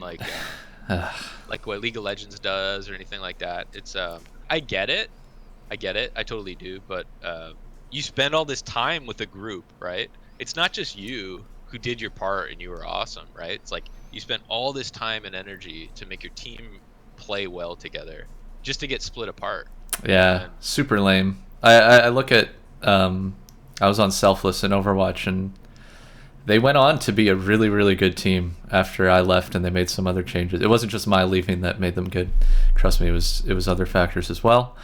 Uh, um, they went on to be like a top 5 like world team, man. Like they were doing amazing, and then Overwatch League was announced, and there was no guarantee that they were gonna like get a spot. And what happens? They had to split up. So you had this team that like had this great chemistry. They were doing really well, and now yeah, they're completely split up. I think Michael D and Emong just stream now, and like, I mean, DeFran, we won't talk about that.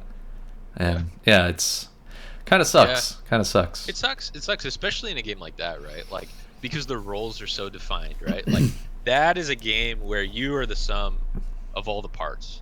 It's like, okay, there might be a few standouts in DPS, but Mhm. everybody else, it's a very kind of like cerebral game at the end of the day, right? It's like very teamwork heavy, Yeah.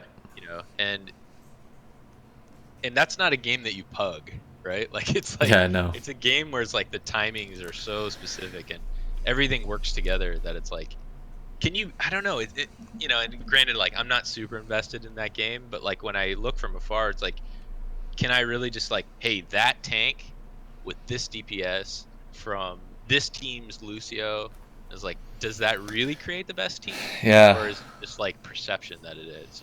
Because I think there's a lot of stuff underneath the surface Oh, for sure that there is. Yeah. that your average player or even average viewer doesn't perceive. Yep. Yep. Absolutely. I think. And it's like the whole thing with all this stats stuff. Yeah. Like, it's just so easy to look at stats and say like, this person's the worst. And I think unless you've played in that kind of environment, it's really hard to understand that it's not only the quality of the kills that the person gets, but it's like, what is that person doing that you don't see? It's like Exactly. all the Yeah. indirect damage that they do. Well, like to go to our team in COD 4, you look at Ted on that team.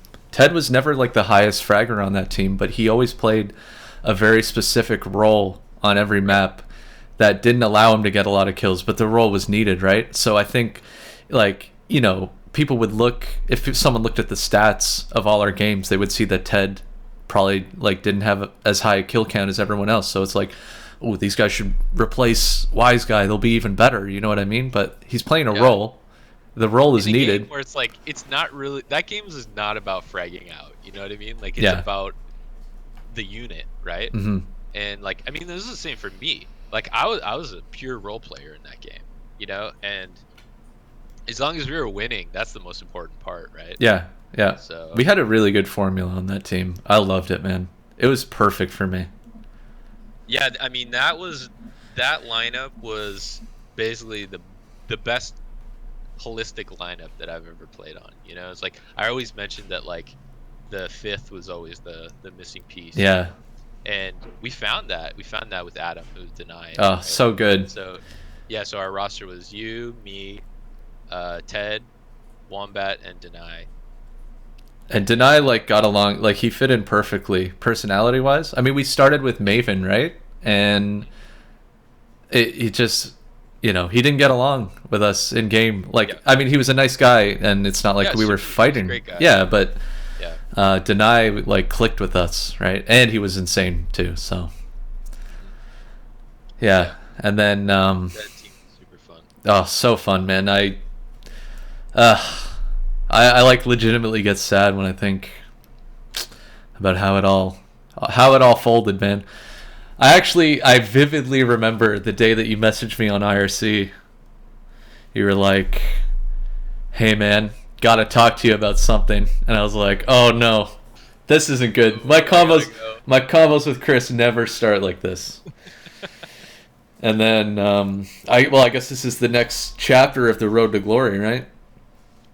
You told me you were going back to school, and yeah, but like we didn't even talk about the COD 4 days yet, right? That's the end of the chapter. You want to get in? Okay, let's get into the nitty gritty of it all, my man. I mean, we should, right? This is the rob-cast CODcast. Rob-cast CoDcast. Okay, so we were shit, and then was our first LAN Nerve or was it I-33? Nerve, I think. Now that shit was a lot of fun, even though it was such a rinky-dink LAN. You know, it wasn't too bad. It had basically every North American team, and it was all right, right? Yeah, it did have all the North American, but like the only real. It was a bit rink. It was pretty brink. The only other like notable team that needed to be there was Pandemic, right? Like. Because, like, us and Pandemic... Well, Nexus. They beat us. Oh, fuck. That's right. I'm sorry. I completely forgot about Nexus, who were shitting on us. They were very good at the time. Yes. Sorry, I got it confused with the second Nerve LAN. Oh, right. Yeah, so it was us, Pandemic, and Nexus. And well, I didn't, but you guys thought Nexus cheated. And then we got to the airport... and saw, I think Deny was a guy who was questioned. We weren't sure about Deny. It's like, who is this Deny, and how is he so good? He played sketchy as hell. Yeah, right? He did. No, I was throwing the accusations out there, and I learned a hard lesson that day. Yeah, you did. We saw him at the airport, and we were like, okay, which one of these guys cheats? Who looks like a cheater? And I think we saw them walk away, and we were like, oh. I don't know if that guy cheats. When I saw Adam, I'm like, he doesn't look like a cheater. You know, Adam looks like a good guy. Yeah. So yeah, he was. We lost that first Nerve. I forgot about that. We did, yeah. And Adam was straight up as legit as it comes. Yeah. Insane player. And since that day, I made a vow, you know, that like for a long time after that, I was like, I don't trust myself in thinking someone's cheating anymore. Good for you. He was just straight up really good. So I learned my lesson, and then we had to get him on our team. Yeah, we poached him. Actually, Anomaly was the one who poached him. Like Andy worked his magic. It took like a week of convincing the guy to join us, but he's a loyal guy. He is, yeah. Another good quality. Mm-hmm. But it happened, and it was loved it. But that wasn't until after I-33, because we went to I-33 with Maven, right? Yes, we went to I-33 with Maven. And that was our first European land, right? Yeah. There was a lot of there's a lot of talks, from the old COD 2 era that the Euros were the best, right? Yeah. Well, I mean, WSVG and COD 2, Tech 9 beat us in the finals, so. And they were the standing champs. Yeah, and it's funny that it is Tech 9 because we played them at I-33 and we were getting rolled by them. I think it was like 10-1, right, on Vacant at one point. It was not looking good. But this is like classic Doctors, dude. Like, even though we were down 10-1, there was nobody like yelling or whining. Like, we were, dude, EG paid a lot of money to send us to that event. Like, it's a lot of money invested for a game that at the time wasn't even that big, to be honest, right? And we were on the verge of like losing it. Like, it was embarrassing. I remember Tosspot was so close to us that you hear him yelling. No, well, no, we're getting Shrek. We were getting destroyed, and I remember the headsets, like, I could hear everything. And I remember hearing Tosspot say, "And this is embarrassing for a trip that would have cost thousands of dollars." And I heard that. And what happened, man? I remember we made a huge, like, we were on defense first half. We kept dying at the whatever site is in the hangar, not the site in spawn. Barrel. Yeah, the barrel site. We just kept getting naded or rushed or whatever. I mean, that map was rough. Yeah, that map. They were just nading us. It's a tough map. But yeah, classic Doctors. No one ever like yelled or what the fuck is going on, guys? Well, you can't hold fuck. Just let me play A then. None of that shit. I think it was like, okay, well, let's do something drastic. I think I made the call to just don't go in the site. Let's sit and spawn. And I think we ended the half maybe getting 2 rounds and then completely steamrolled offense and didn't even have to go into overtime. We just took it back. I watched that. There's a done video of us playing that match. Yeah, well, I think in the beginning I'm talking and I say we're feeling pretty hot, they're feeling pretty cold. Ugh, I cringe at the thought of myself talking. But I watched that video on stream a few weeks ago, and there's one part where the Tech 9 manager, I think we won 1 round at the end of the first half, and you hear the Tech 9 manager say like, that's okay, guys. Like, it was so smug, and I remember hearing him say that at the time. That kind of shit fired me up back then. Like, when I heard the smugness of him say, that's okay, like they were gonna win, like it was a given that they were gonna win that whole match, the fucking jets went on, dude. The routes were carved. And you were carving, dude. I remember you going down that long hall. Yes, I remember yes. I just kept going down that hall and getting like 3Ks. It was so good, and we won. That was insane. And then it was followed up by the worst tournament loss I've ever experienced in my whole life. Oh my god, it was so bad, dude. Holy shit. I hate to see it. Remember it vividly because it was me and you that were dead, right? I remember we talked in team chat like, "Oh, we're taking this to overtime, right?" Yeah. Well, as the Tech 9 manager learned, yep. You never bank on it, right? Yeah, you never do. The moment we typed it in, the universe said, Yeah, that scarred me for life. That was a yikers for the ages. You win some, you lose some. But after that, we knew that we were going to change our 5th. I think it was unanimous. I remember texting. I actually talked with him on the CoDcast about. After we lost that match, I texted Prank like, I was almost crying, man. And I was texting Prank. I'm like, dude, please join us, because we needed a new scope, right? But he didn't. Oh, It's a loyal guy. Yeah, loyal indeed. I mean, I honestly I haven't had many of those moments in my career, and that one was a real shocker. Yeah. But I mean, it's gonna happen at some point, Like, it was a misplay for sure, but look what it did. It made our team like maybe if we win that match, we don't replace, and then we're mediocre the rest of the time we play. Yeah. It forced us to make a roster switch, which made us like the best. I think. Not saying we were the best, but best in North America. I don't know. Nabor. Our better selves. Yeah. So that's when we poached Deny, and then I switched to the scope role. And that's right. Oh yeah, I forgot you weren't even doing that, right? Yeah, it was all Maven, man. Yeah, that's right. But I had always wanted to scope. Oh, really? I think so. Well, I think I just... Oh, but maybe he was better. Like, your SMG was better Yeah. than Maven SMGing and you sniping, right? Yeah. Well, there are certain maps, like certain sides on maps, where I would always SMG instead, just because the routes needed to be carved. But Gotta carve them. but once we got denied, like that guy carved his own routes like crazy, man. Oh yeah. So Yeah. We got the crew. we got the crew, and then there was the summer 2008, starting at Antwerp, right? And It was the trifecta. oh yes, the trifecta. Yeah, awesome trip, by the way. AEF. Yeah, that trip was awesome. That So cool. that trip is definitely my favorite era in gaming. I've yet to have even close to that amount of fun. I was looking at the pictures today and like, Oh, yeah? got a little emotional, if I'm honest. The boys were out on the town, that's for sure. We were sweating, lugging our suitcases from town to town. Oh man, That was super fun, dude. Like, we got to go to a bunch of places. So we went to Antwerp, Belgium, and then we went to Copenhagen. yeah, But what was the little town? Roskilde. Roskilde, yeah, cool little town.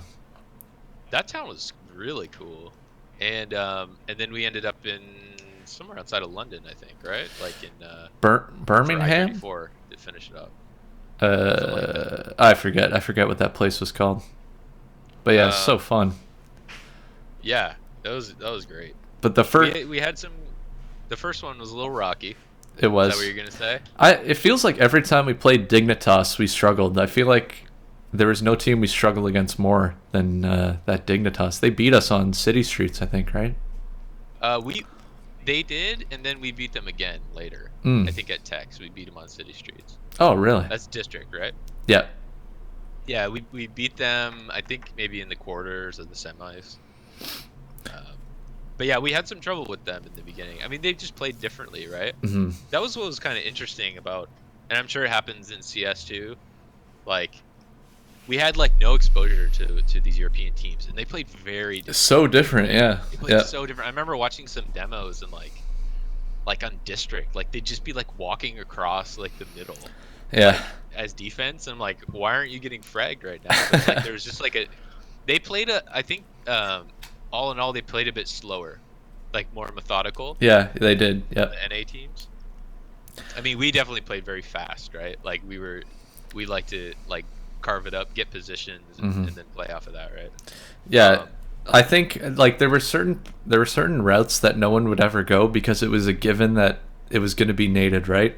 And I think something that we were really good at, and I think Pandemic used to do it too, is we would try to test the nades. Like we would maybe try to beat it, and it would be like a high risk play, but you know if you pulled it off, you know it's an easy 2K to open up the round, you know, because they would never expect you there. Yeah, exactly. For the yeah, subsequent rounds, right? exactly. And once like you have a team scared like that, it's like it's huge advantage. Yeah. Yeah, I mean, in a game like COD 4 and the way the maps were designed, it's like there's so many holes, right? Oh, that yeah. it's like the nades were the thing that gave you some peace of mind that you only had to watch X amount of spots, right? Yeah, exactly. But if you couldn't stop people, then you couldn't even get to the place that you wanted to get to, and then it was very awkward. Mm-hmm. Yeah.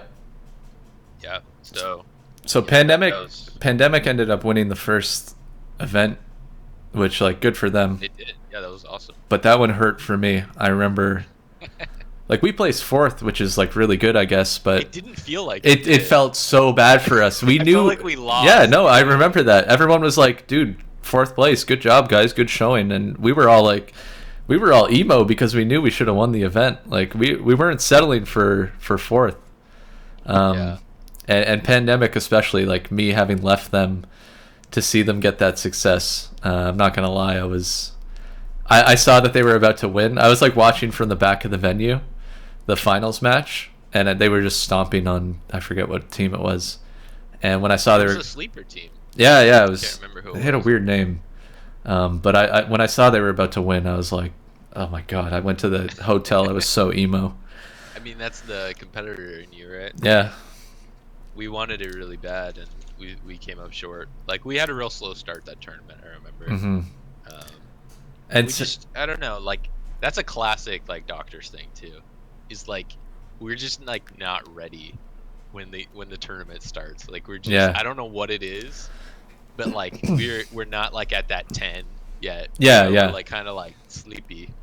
Well, do you remember the next tournament experience? I don't know if you remember, but that I think it was the group stages. We tied against like, Druids, I think their name was, which like we had no business tying that team. Yeah, yeah. And there was a vibe on the team, like we knew we were playing like shit.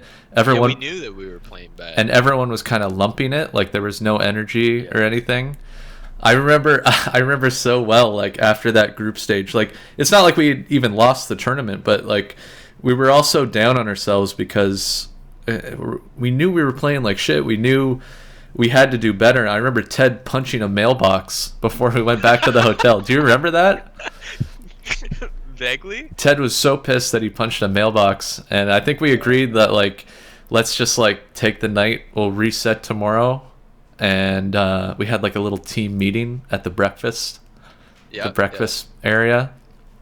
And I think the consensus was like, wake the fuck up and get some energy. And this is why I love playing with you, man, is like you always brought like a huge amount of energy to the team. Like not even just like your comms or anything, but like, dude, like the yelling and shit, like just getting pumped up. Like you and Ted both were like so good at that. And man, like post you EG was never the same. Like it wasn't just like your frags that we missed, but like you as a personality and like all that energy stuff. Like I never thought that was like an important thing on a team until that event. Like I always thought like these fucking people yelling and shit, it's like fuck this. But like, dude, we were lumping it so hard, we needed that. And yeah, I think that's one of the reasons why we took it the distance, man, and won that tournament.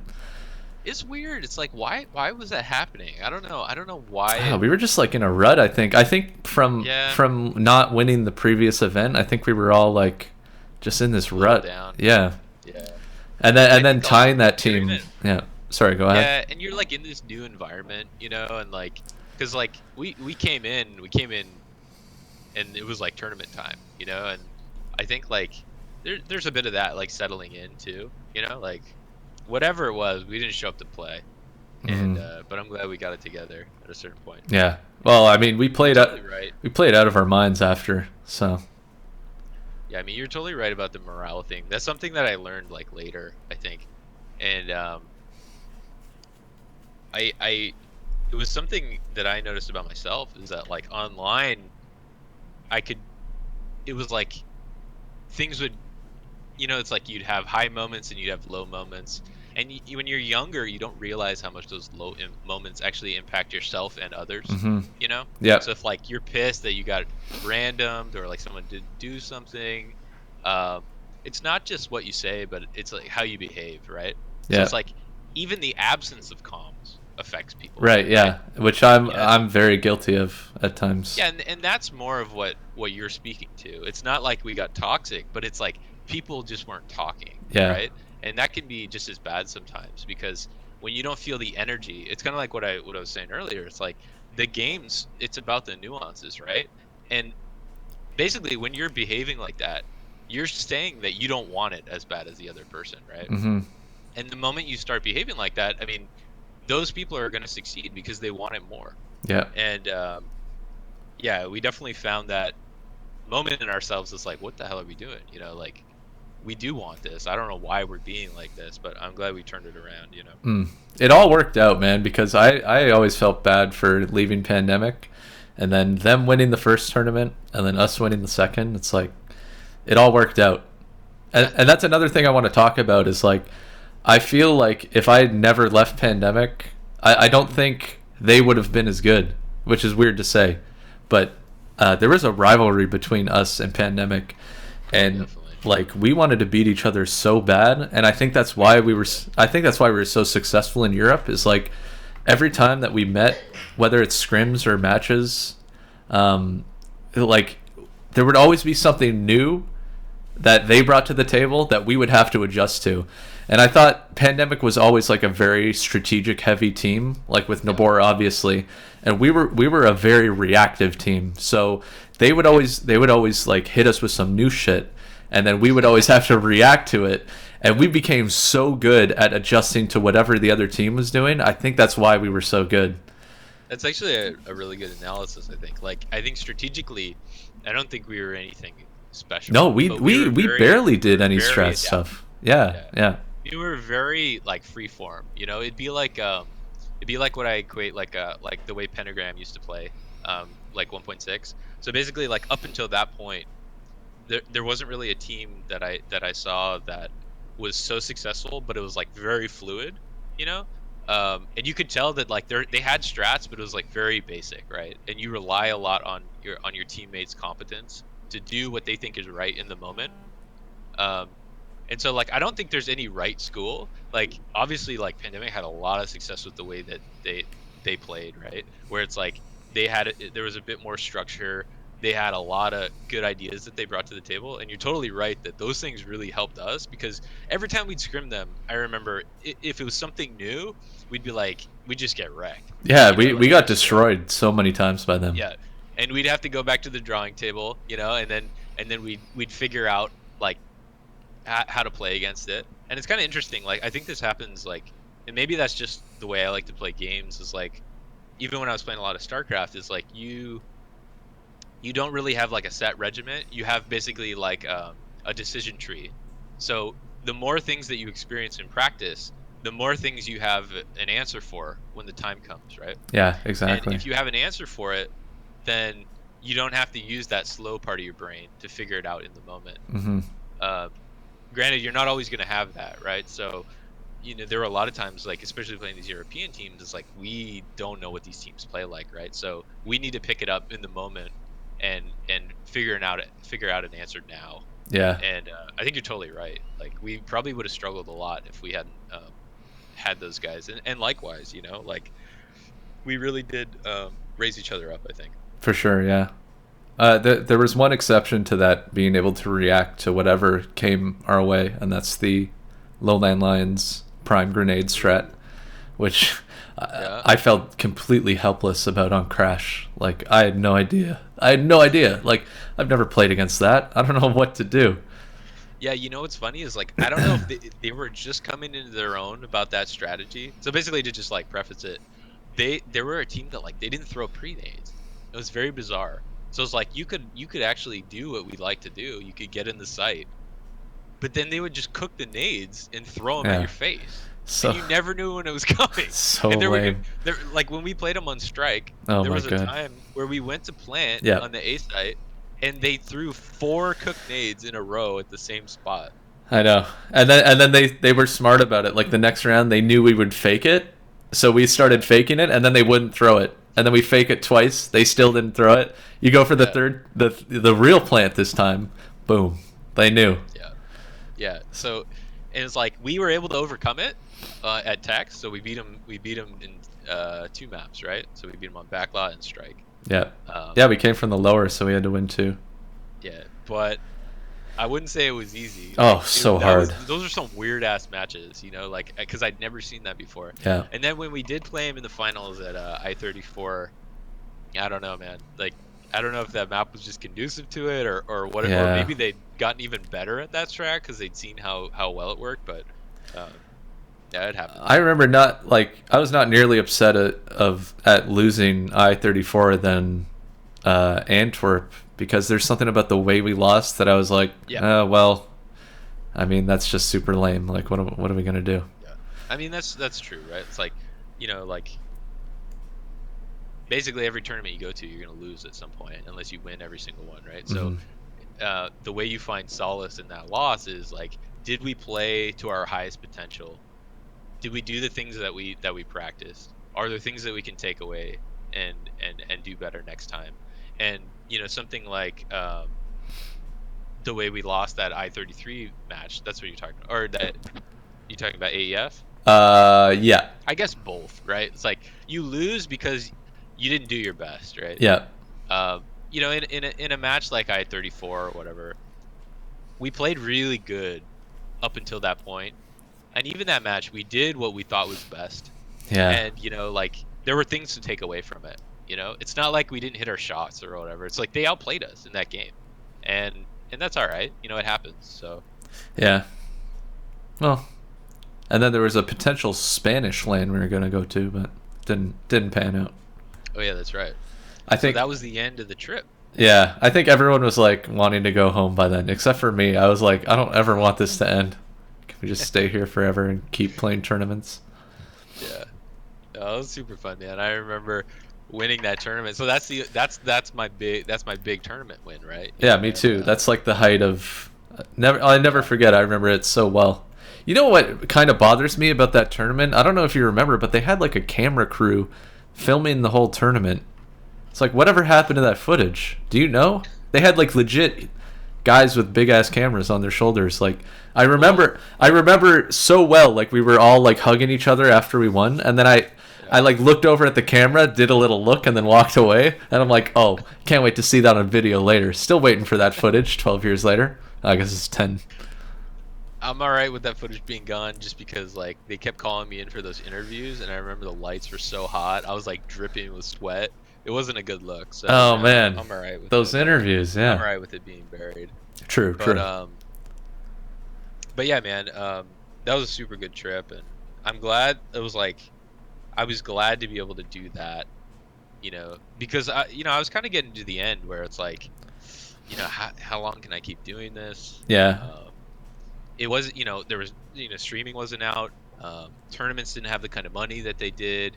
I mean, even that tournament that we won, we had to wait a year. Oh my God. It wasn't even all the money, right? Yep. So, we did it because we really enjoyed doing it, right? It wasn't the reality of making it like a full-time profession. Just, it was a bit of a stretch at that time, Yeah. So I was reaching the end of my rope, and I was glad that I was able to go out like that, Yeah, I mean it's a huge accomplishment to do that.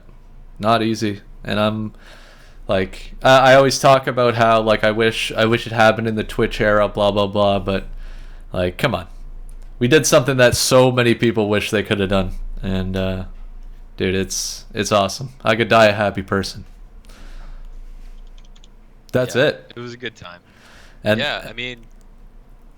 and then you had to move on, and let's go back to that IRC convo where you ripped my heart out, brother. You ripped my heart out. Absolutely ripped my heart out. I hate to be the bearer of bad news, but you tried to sabotage me. Oh yeah, I forgot about that. I'm gonna call the college. Yeah, I didn't want Chris to move on to. He quit the team to go to school, back to school, and I told him it's not gonna happen. I'm gonna call the college. It's not gonna happen, buddy. I'm sorry. This is Chris. I'm enrolled. I just want to say, you fuckers. You're a bunch of fuckers. Yeah. Oh well. Yeah. And then yeah, the team is never like the same. Like Preston, Juvenile, he was a good player, man. Like really good player. Yeah, great fragger. But again, like the team chemistry was just so different, and we got Rick rolled, if you will. We got Rick rolled at I-35. I mean, you guys still did well. You just lost the finals. Yeah, in horrible fashion, man. In horrible fashion. So embarrassing. It comes back to what we're talking about, right? Like it depends on how you lose, I think. Yeah, I guess. So bad. Anyway, yeah. I mean, yeah. That was the end of my kind of competitive gaming spree. I had a good medley there. Mm-hmm. In all honesty, I wish that had gone longer. But I'm happy with what I did get to do, and yeah, for sure. And so we've mapped out the path to glory. Your call, but do you want to talk about any of your post glory doings? When I talked to Joe and Prank, they talked a little bit about what they were up to these days. Prank is, I don't know if you've seen Prank. He's like fucking he's real buff. Power lift, like he's insane, dude. that guy, I can't believe it. That's awesome. So Yeah, I can just kind of like, mention what I'm doing. well, after COD 4, you went But back to school for art stuff, yeah, right? I went back to school. I got my BFA in fine art. Um, and then after that, I ended up coming down to a school in California called Noman School of Visual Effects to be a 3D artist Now, for film and games. now I had already been in the VFX world, so I had actually heard about that school, and I thought it was really cool that you were getting into it. But I remember when you started, I remember you talking to me, and you said like, "I don't know if I could do this, man." Well, I remember I had, I remember I'd moved back home and I was just thinking about like, what the hell am I gonna do with my life, Yeah. And I found this thing, and I was mulling it over, and I came to you and I said, hey man, like I'm thinking about doing this. And I remember you told me, you said like, I think you should do it. I think you'd be awesome at it. And you were like one of the first people that I talked to about that.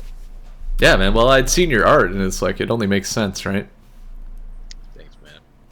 But yeah, I got down there. It was tough. It was tough for sure. Yeah, you were struggling with, was it Maya you were using at first? There's Yeah. so many things. It was a lot. It was a lot to take in. But I got my bearings, and it was like a two-year thing. And then since then I've been working as a character artist in the game industry. So like I'm happy that I've been fortunate enough to stay semi close to the gaming stuff, but from an art perspective.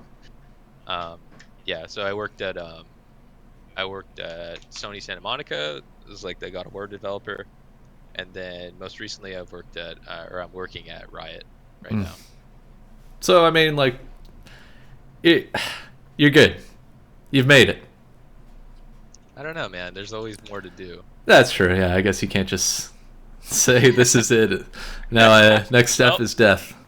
Yeah. But I will say that like I'm super happy with what's transpired. I got a lot of good memories from gaming. It's awesome to see like where gaming's come to now. It's like I remember like before I joined Riot, I went to the League World Championships in at the Staples Center, dude. Oh, cool. And the place was full. The whole place was full. And those are And it real was, like, fans. It's not like a and that's legit CGS. fans Yeah. that paid to go see this shit, and I couldn't believe it, because like I'd actually, because I was so into like the gaming thing, I had to detach myself for a little while because, I didn't want to leave, right? Like, so there was a little period where like I kind of didn't follow stuff and whatnot. But to see that in person, it was like, wow, like I always knew that it could be this.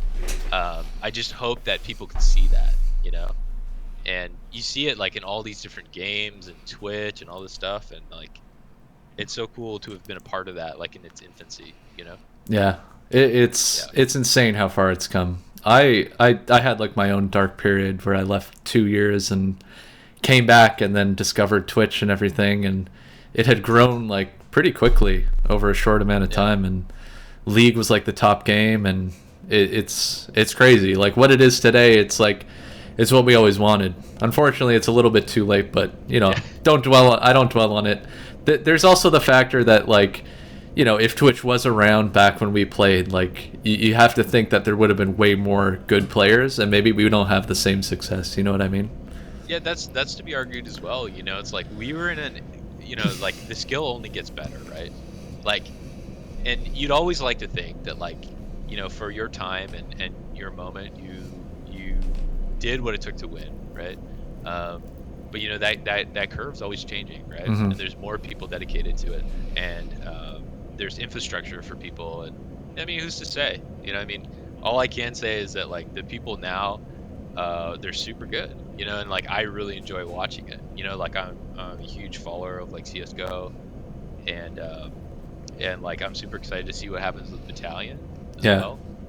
And it's nothing but good stuff. I wish I could have been a part of it more. That's all I could say. Yeah. Well, I mean, it sounds like you got a good thing going. And someone in the chat was asking if you ever see Volcano at Riot. Is that a guy you see?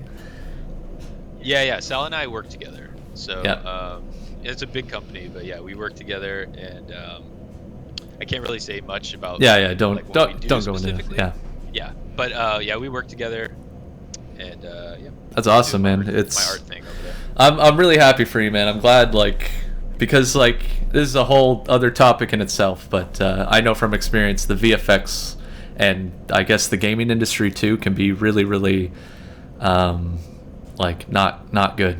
I mean, I know a guy in he's a game dev from the Toronto area, and the guy's just pulling like insane hours all the time. My last job, it was insane, and the fact that you land somewhere that's like an awesome place to work, that's really cool. Happy for you, dude, because you didn't know if you were going to be able to do it. Well, guess what? You're doing it. All right? Hey, we're out here doing it. Well, we've hit 2 hours, my man. I don't want to take up any more of your time. I'm really happy with this cast. Yeah, it's been super fun. Do you feel like we got all the info in there? Yeah, I wanted to talk a little bit more about like battalion and stuff, but we could talk a little bit about it. Okay, how about a quick 5 to 10 minute chat about battalion? Yeah, I mean, that's fine. Just because it's relevant, because they made a game for us, you know? Yeah. Yeah, let's talk some battalion here. So, what do you think? Initial impressions. I think that it's super awesome that there's a developer that cares about this type of game.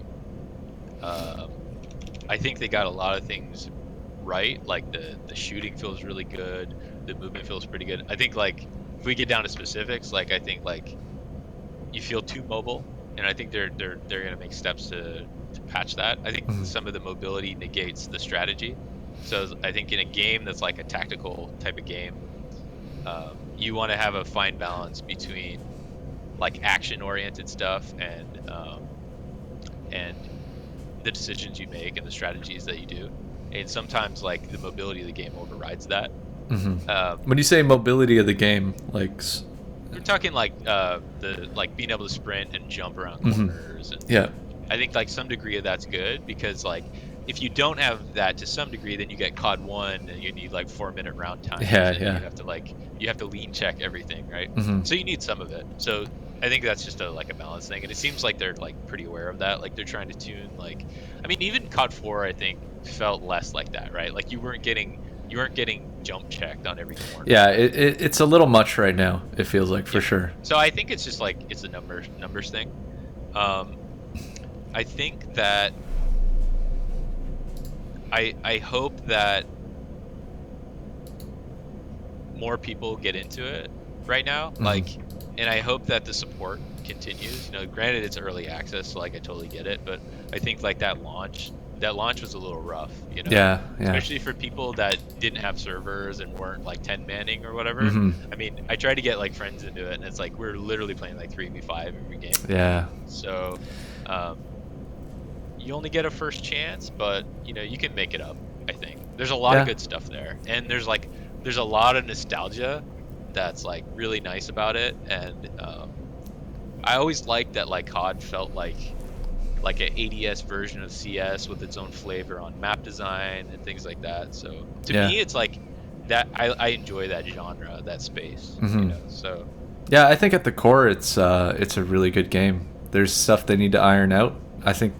I mean, I've talked about it ad nauseum on the stream, but I think the maps are one of the weaker points. But at the core, there's some real potential, and it's really fun.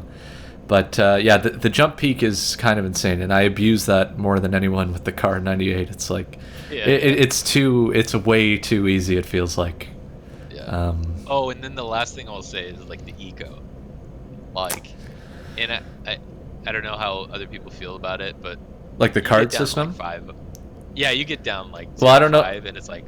I don't know if you heard, but I think they're completely scrapping the card system. Oh, really? They're going to some economy-based system. It's very vague. I heard it on Bramerton's stream. Oh, okay. He said it was going to be economy-based, not like CS. I don't know what that means, but we'll see. But yeah, it looks like they're going to scrap the whole card system. Okay.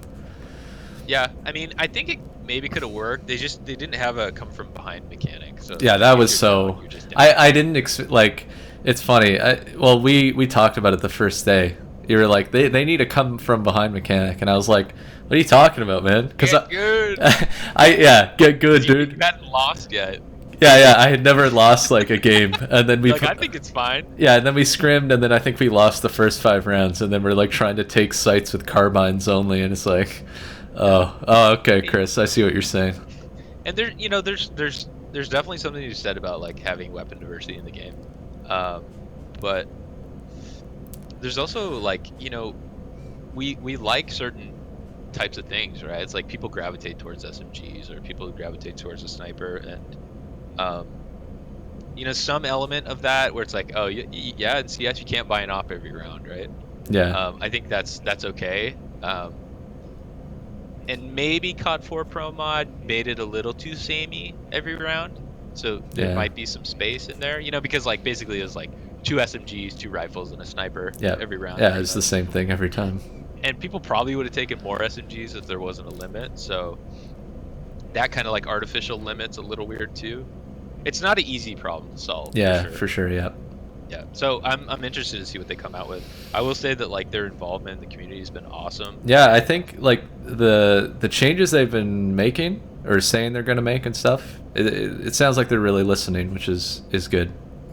Yeah, and that's something that like for a long, basically my whole gaming career was, here are the players and here are the devs, and the devs are almost unaware of the community that they've created, you know? Yeah. And like we've seen like with all these games like being taken more seriously from that standpoint, the developers realize like, oh, this is actually like good for our game, right? Yeah. Like you see like League of Legends use that as a platform to make something aspirational, you know? It's like more people are going to play basketball if they see like their favorite player out there like doing stuff. You know? That's a good point. Like you want to be able to connect the dots, and you know the same thing is like K-Sharp demo for me, right? I look at that and I say, damn, I wonder if I could ever be that good, you know? Mm-hmm. And I never was, but come on, dude. Come on. You know, great gamer. So yeah, I think there's a lot of potential there. It's very raw right now. Yeah. The only thing I worry about is like, will they sell enough copies to like continue supporting the game? Because I know it's tough, and I know they're appealing to a really like niche, like market. You know what I mean? Yeah. There's not a lot of us. It's really tough, and I don't think like those server issues were really a mistake, to be honest. Like I think that like you go into early access because you need money to support the game, right? Like you want to keep developing it, so. You know, some component of that is like you don't want to overspend on something that you don't even know if people want, right? Yeah, true. So yeah, that's a good point. Yeah. I think there's a lot of good stuff there. I've been having fun with it. I like that they added like you know, like depending on your class you can have a smoke and a nade, you know, to get back to that like leans being used to like break corners and stuff like that. Like those smokes actually help a lot, especially in like a game where like getting to your spot is even hard sometimes. Yeah. You know? Yeah. Yeah, that kind of stuff helps a lot. So. Cool, man. Yeah. What are your thoughts? Oh, I feel like the stream is sick of my thoughts. They've heard enough. Yeah, you know, mine. You know, I don't. My brain is simple. This is a fun game to play. At the core, I'm loving it. The jumping is a little ridiculous, but to me, the biggest thing is like the maps. I know that's something we talked about last week with games like look at Call of Duty 1 and like original CS. Out of the box, these games had like a ton of maps, and then the community, the competitive community, like decided, I guess, together over time, these are the maps that are good, and these maps suck. Like you look at early CS days when people were playing maps like Aztec and Prodigy, you know. They just get phased out over time, right? And here we have like, what is it, 4 maps? We only have 4 maps, and I know it's really hard to get right. And I think there is tough potential with some of the maps, but I feel like the maps are too small. Like I just can't help but compare them to like Pro Mod and COD 2 maps. COD 2 maps were much bigger, and there was no sprint. You have these small maps with sprint, and I don't know. It feels like there's too many easy corners to hold on these small maps with guns like shotguns and stuff. Like, and it's just so easy to shut down a whole team with a shotgun close range. Yeah. I feel like the maps need to be opened up a little more. But yeah, again, at the core, game is amazing. Maps are something that can be like, dude, I'm saying we should just like bring in some old COD 2 maps and stuff. Like, let's just bring them in and start playing them. Give me a Dawnville. Ooh, I was just gonna say that, dude. Yeah. A Dawnville. Imagine Ooh, give me a Dawnville with. Carrington. Can I get a Carrington? Yeah, exactly. Imagine these like Dawnville in this game. I feel like would be good because you have smokes and utility like to cross and stuff. You know, Well, that It's was like, always the problem on Dawnville, right? Yeah. Like one of your guys is gonna get picked, you know, or Rob's out there with the shoddy and the smoke. Yeah. Do you remember on Call of Duty 1, which had no smokes, on Rail Yard, on defense, if you wanted to cross into that lumber room, you would have to throw a nade at the like hangar entrance, so the snow would like blow up and block the entrance for like 2 seconds to give you enough cover to cross. Dude, I remember those rail yard executes. Oh my god. Oh There's, man. like 20 nades coming through the sky. You're like running around in the ruins. Dude, yeah. The pishes come out.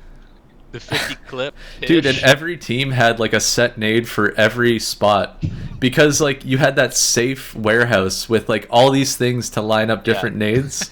It was so easy to find set nades for any spot. Yeah, it's crazy. Then they come out with the Mosins. Oh man, I would love to see the classic Mosin, not the COD 2 Mosin. I hated that thing, but oh, you know what? The other thing that I would say is I miss that Mosin, and I miss I feel like maybe the guns are a little lopsided, and in a way that's kind of the opposite of what I would expect. You know, like I feel like as an attacker you're already at a disadvantage. Yeah. And like in CS, it's like you've got the AK, right? So you got a one bullet headshot, but you can't spray enemies down. The M4 is better at killing multiple people, but you're not going to get a one bullet headshot. Right. That kind of stuff. It's a little, I don't know, that grand. I'm not sure about that thing. Well, compared to the car, it's like, come on. Yeah, yeah. And I think the bar's not strong enough. I think. Yeah, I don't even use it, so I can't. Like, I just don't even touch the bar or MP44. Yeah, so I mean, I'm totally down for, like, it makes sense that the sides have, like, different weapons and everything, but I don't know. Well, apparently bar got a buff. Bar being stronger. Oh, really? Yeah. So, looks like they're making the right changes. Oh, you know what we need is the COD 1 bar. COD 1 bar is like, oh, that iron sight. The COD 1 bar was... Whew. So nice. So nice. I love that. Yeah. I love that bar. Yeah, because I don't feel like I had that in COD 1. Like, you had the bar, and you had the Tommy, and then you had what, the Springfield for the sniper. Yeah, that's not a bad little setup there. So we're close, right? I think it maybe just tuning, because the Thompson actually feels pretty good in Battalion. Yeah, I like it. I like running that. I think the Thompson also had 30 bullets in COD 1 and 2. I might be wrong about COD 2, but in COD 1 it was definitely 30. But it's got 20 in this game? Yeah, which I think is right, because it feels... Yeah. Yeah.